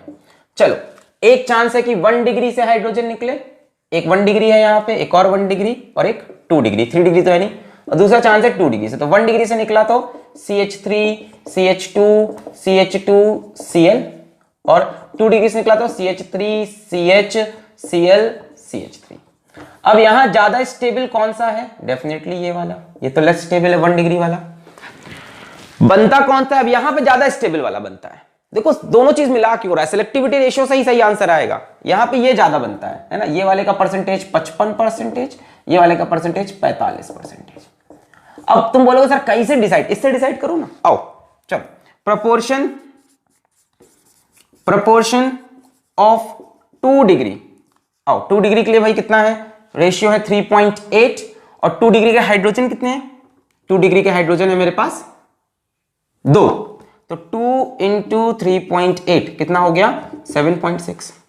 प्रोपोर्शन ऑफ 1 डिग्री, तो 1 डिग्री के कितने हाइड्रोजन है? 3 3 6, और 1 डिग्री के लिए रेशियो कितना है? 1 6। अब परसेंटेज ऑफ 2 डिग्री, तो 2 डिग्री का रेशियो उठा लो 7.6, मतलब प्रोपोर्शन, टोटल प्रोपोर्शन 7.6 प्लस 6 कितना हो गया? 7 6 13, 13.6 मल्टीप्लाइड बाई 100, यही होगा 7.6, 2 8 16, 2 3 6 7, 7.6 अपॉन 7 6 13, तो 7.6 डिवाइड बाई 13.6, तो अप्रोक्सीमेटली 55.8% आ रहा है ये 2 डिग्री, तो करीब करीब 55%। देखो लिखा हुआ है। अब भाई ये 55 होगा तो वो 45 होगा, निकाल लो या तो परसेंटेज ऑफ 1 डिग्री। 1 डिग्री का प्रोपोर्शन नीचे टोटल मल्टीप्लाइड बाई 100, अब ये 55 आया तो दूसरा डेफिनेटली 45। तो यही एक तरीका है जिससे क्लोरीन का आप सही आंसर निकाल पाओगे, वरना हमेशा कंफ्यूज रहोगे। अभी यही मैं ब्रोमीन लिखता तो बिना डाउट के 2 डिग्री बना देते, और फ्लोरीन लिखता तो बिना डाउट के 1 डिग्री, आयोडीन 2 डिग्री, है ना? क्लियर है? सिर्फ क्लोरीन ऐसा है जो बेचारा परेशान। चलिए, selectivity ratio, selectivity ratio, selectivity ratio, selectivity ratio. बढ़िया सवाल दे रहा हूं, पहले अच्छा ये देख लो, पहले का सान ले लो, CH3 C, CH3 CH2 CH3, यहां पे लगेगा एक हाइड्रोजन। हाँ, ये हमें कंपाउंड दिया, इसका रिएक्शन हमसे बोला ब्रोमीन से और बोला क्लोरीन से। पहले ब्रोमीन वाला करते आइए। तो ब्रोमीन को मतलब ही नहीं है कितने 1 डिग्री, कोई मतलब नहीं है। ब्रोमीन देखा, ये 1 डिग्री, ये 1 डिग्री, ये 1 डिग्री, ये बताओ 2 तरफ से कार्बन 2 डिग्री, ये बताओ 3 तरफ से कार्बन 3 डिग्री। ब्रोमीन ने कहा भैया हम हैं सेलेक्टिव, हमें फर्क नहीं पड़ता कितने हाइड्रोजन, हम उठाएंगे 3 डिग्री को CH3। कई लोग ब्रोमीन में भी सेलेक्टिविटी रेशियो पढ़ाते हैं, मैं भी पढ़ा दे रहा हूं, कोई फर्क नहीं पड़ेगा उससे। ब्रोमीन CH2 CH3, सीधा अटैक मारा 3 डिग्री पे और ये बना लिया। होता है ब्रोमीन में भी रेशियो होता है, ब्रोमीन में रेशियो इतना ज्यादा होता है 3 डिग्री का, ये वैल्यू इतनी ज्यादा होती है 1600, ये होती है 82 और ये 1, कोई कंपैरिजन ही नहीं है। 3 डिग्री की वैल्यू 1600 है, 1600 इंटू एक हाइड्रोजन है ना, 1600 इंटू 1 बहुत ज्यादा हो गया, मतलब प्रपोर्शन बहुत ज्यादा है, तो उसमें कोई मतलब नहीं होता। क्लोरीन के लिए ये चीज काम आती है। अब क्लोरीन की कहानी, अब हम कंफ्यूज भाई, 3 डिग्री का 1 हाइड्रोजन, 2 डिग्री के 2 हाइड्रोजन, 1 डिग्री के 3 हाइड्रोजन। तो आइए कैलकुलेट कर लेते हैं क्लोरीन की कहानी को। प्रोपोर्शन ऑफ, क्या स्टार्ट करें, 1 डिग्री से करें। 1 डिग्री का हाइड्रोजन 3 3 6 3 9, और रेशियो कितना है 1, यानी 9 हो गई। प्रोपोर्शन ऑफ 2 डिग्री, 2 डिग्री के हाइड्रोजन है 2, 2 इंटू 3.8, तो ये हो गया 7.6। प्रोपोर्शन ऑफ 3 डिग्री, 3 डिग्री का हाइड्रोजन सिर्फ एक ठो, सही लिख रहा हूं, 1 डिग्री का 3 3 6 3 9, 3 डिग्री का सिर्फ एक इंटू वैल्यू कितनी है 5, तो 5। अब आपको परसेंटेज चाहिए, परसेंटेज ऑफ, परसेंटेज कहां निकाल लूं मैं, यहां निकालता हूं, परसेंटेज 1 डिग्री का। तो 1 डिग्री के लिए हो जाएगा 9 divide by 9, 5 14 7 21.6 into 100, 21 9 divide by 21.6, मैं कैलकुलेटर से ले लिया, एग्जैक्ट वैल्यू बताऊं यहाँ पे 41% के आसपास है ना, तो करीब करीब 42% मान लो। चलो, तो यहां सबसे ज्यादा बनेगा 1 डिग्री, 42% के आसपास। CH3 CH, CH3 CH2 CH2 Cl। अब यहां कहानी फंसी, क्या कहानी फंसी, यहां 1 डिग्री के भी 3 कार्बन है, ये वाला ये वाला ये वाला। अब कहां Cl लगाए भैया, 1 डिग्री के 3 कार्बन, यहां यहां या यहां, ये तो कैलकुलेशन तो बता रही कि 1 डिग्री वाला 42% बनेगा। परसेंटेज 2 डिग्री का निकाल लो जरा, 2 डिग्री का हो गया अपना 7.6 अपॉन 21.6 इंटू 100, तो ये हो गया हमारा 7.6 डिवाइड बाई 21.6, तो ये हमारा हो गया करीब करीब 35%, ये भी काफी है। अब बचा 3 डिग्री का, तो जितना ही बचा वो 3 डिग्री में लगा लो, 3 डिग्री 5 अपॉन 21.6 इंटू 100, तो ये हमारा हो जाएगा 40 30 70 77, तो कितना बचा 23%। अच्छा, अब प्रॉब्लम क्या है कि 1 डिग्री के भी एक यहां पे लगा सकते हैं, यहां पे। अब 1 डिग्री में सबसे स्टेबल कौन है ना, तो अब देखो जज करते हैं। एक फ्री रेडिकल यहां बना सकते थे हम, एक यहां बना सकते हैं, एक यहां बना सकते हैं। अब जरा सोचो कौन सा फ्री रेडिकल सबसे स्टेबल होगा। स्टेबिलिटी फ्री रेडिकल किससे मिलती है, अल्फा हाइड्रोजन से। अगर यहां बनाते हैं तो इसके बगल वाले कार्बन पे सिर्फ एक हाइड्रोजन, एक अल्फा हाइड्रोजन। यहां फ्री रेडिकल बनाते हैं तो इसके बगल वाले कार्बन पे एक अल्फा हाइड्रोजन। यहां फ्री रेडिकल बनाते हैं तो इसके बगल वाले कार्बन पे, इसके बगल वाले कार्बन पे 2 अल्फा हाइड्रोजन। यहां बनाना सबसे फायदेमंद है। देखो यहां अगर आप डॉट लगाते हो तो इसके बगल वाले कार्बन पे 2 अल्फा हाइड्रोजन, यहां डॉट लगाते हो तो बगल वाले कार्बन पे 1 अल्फा हाइड्रोजन, यहां लगाते हो बगल वाले कार्बन पे 1 अल्फा हाइड्रोजन। तो this will be the best place to form 1 degree chloro derivative. 1 degree कितना बना? 42%। 2 डिग्री भी बनेगा, CH3CCHCl CH3 CH3, ये कौन सा हो गया? 2 डिग्री, कितना बना? 35%। और 3 डिग्री भी बनेगा, मतलब यहां पे भी क्लोरीन लगेगा, CH3CCl CH3 CH2 CH3, 3 degree, ये कितना बना? 23%। अब क्लियर हुआ कि क्लोरीन के केस में कैसे डिसीजन लेना है, 1 डिग्री 2 डिग्री 3 डिग्री का। अच्छे से बढ़िया से मिटा दें। रेशियो क्या है? 5:3.8:1। कैसे करना है? जितने 1 डिग्री के हाइड्रोजन है उसको इससे मल्टीप्लाई करो, जितने 2 डिग्री के हाइड्रोजन है उसको इससे मल्टीप्लाई करो, जितने 3 डिग्री के हैं, एक ठो है, उसको इससे मल्टीप्लाई करो, इससे करो 3 डिग्री की वैल्यू से। उसके बाद परसेंटेज निकाल लो, जो ये है डिवाइड बाई टोटल, जो ये वाली वैल्यू है डिवाइड बाई टोटल। क्लियर है? बहुत बढ़िया। 3 degree 2 degree 1 degree, 5:3.8:1 selectivity ratio for chlorine. ये सब इंटरनेट पे सर्च करना, मजा आ जाएगा। कोई सोच रहा है कि 3 डिग्री वाला ज्यादा स्टेबल, बन रहा है 1 degree because of selectivity ratio. ठीक है, ब्रोमीन का भी खेलना है, खेल लो खेल, अगर ब्रोमीन का भी खेलना है। ब्रोमीन का खेल देखो सेलेक्टिविटी रेशियो का। किताबें सिर्फ ब्रोमीन और क्लोरीन की बात करते हैं सेलेक्टिविटी रेशियो में, और ब्रोमीन का भी कोई मतलब नहीं है। 3 डिग्री 2 डिग्री 1 डिग्री, 1600:82:1। तो मैं 82 की जगह 80 ले रहा हूं ताकि कैलकुलेशन आसान रहे। 1600:80, कोई भी उठा लो जो तुम्हें अच्छा लगे, जो तुम्हें प्यारा लगे। ये एग्जाम्पल उठा लो, CH3C CH3 CH3H। इससे अच्छा कंपटीशन नहीं मिल सकता। मतलब यही सबसे ज्यादा चांस है कि 3 डिग्री कंपैरिजन में 1 डिग्री बन जाए। काहे कि 1 डिग्री के 9 हाइड्रोजन है, तब भी ना बन पाया तो कभी ना बन पाएगा। चलो यहां से देख लो, प्रोपोर्शन ऑफ 1 डिग्री, 1 डिग्री का हाइड्रोजन 3 3 6 3 9, 1 डिग्री की value 1। Proportion of 3 degree, 3 degree का हाइड्रोजन 1, और वैल्यू कितनी है? 1600। क्या पागल कंपैरिजन कर रहा है? इसका परसेंटेज करीब 0.1%, इसका परसेंटेज करीब 99%, और क्या 9 के कंपैरिजन में 1600। कोई चांस ही, मतलब ब्रोमीन में जरूरत ही नहीं है सबका। ब्रोमीन में सीधा answer 3 degree greater than 2 degree greater than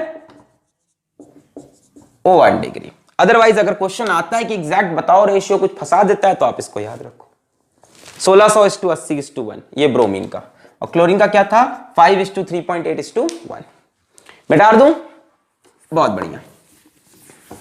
अब कई बार बड़ा सीधा सीधा सवाल आ जाता है। ठीक है, अपन पढ़ के जा रहे हैं सिलेक्टिविटी, रिएक्टिविटी, और सवाल एकदम हलवा, सवाल एकदम हलवा। जरा ध्यान से देखो, सवाल एकदम हलवा, कुछ और सोच के एग्जामिनर ने बनाया है। आप वहां पे कुछ और एटीट्यूड लेके गए हो, आप सोच गए हो मैं सिलेक्टिविटी रिएक्टिविटी मारेगा, मैं मारेगा सिलेक्टिविटी रिएक्टिविटी है चोर की तरह।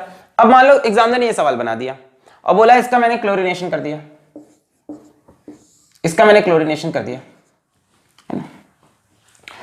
अब या मान लो ब्रोमिनेशन कर लेते, थोड़ा इजी लेते हैं। मान लो इसका मैंने ब्रोमिनेशन कर दिया। अब बात क्या है, देखो एक कार्बन ये है, एक कार्बन ये है, यहां पे डॉट बना सकते हैं, यहां पे डॉट बना सकते हैं। ये कैसा कार्बन है? इसके बगल में एक कार्बन 1 डिग्री। ये कैसा कार्बन है? इसके बगल में एक कार्बन 1 डिग्री। ये इधर से किससे जुड़ा है? नाइट्रोजन से। ये इधर से किससे जुड़ा है? नाइट्रोजन से, यानी दोनों के ग्रुप भी सेम है। अब क्या प्रोडक्ट बनना चाहिए, सोच के बताएं। ये NO2 ग्रुप लगा है, ये NH2 ग्रुप लगा है। एक ऑप्शन ये है, ये NH2 ग्रुप लगा है, ये NO2 ग्रुप लगा है, और एक ऑप्शन ये है। अब बताएं कौन सा ज्यादा स्टेबल है?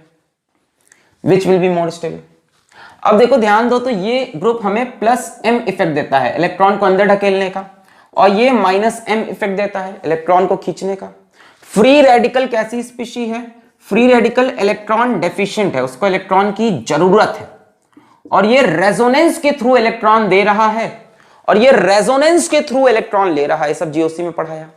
तो जो इलेक्ट्रॉन देगा वो ज्यादा स्टेबल करेगा, जो खींचेगा भाई, इसको ऑलरेडी इलेक्ट्रॉन की कमी थी और इससे इलेक्ट्रॉन खींच लिया, तो ये लेस स्टेबल हो गया और ये मोर स्टेबल।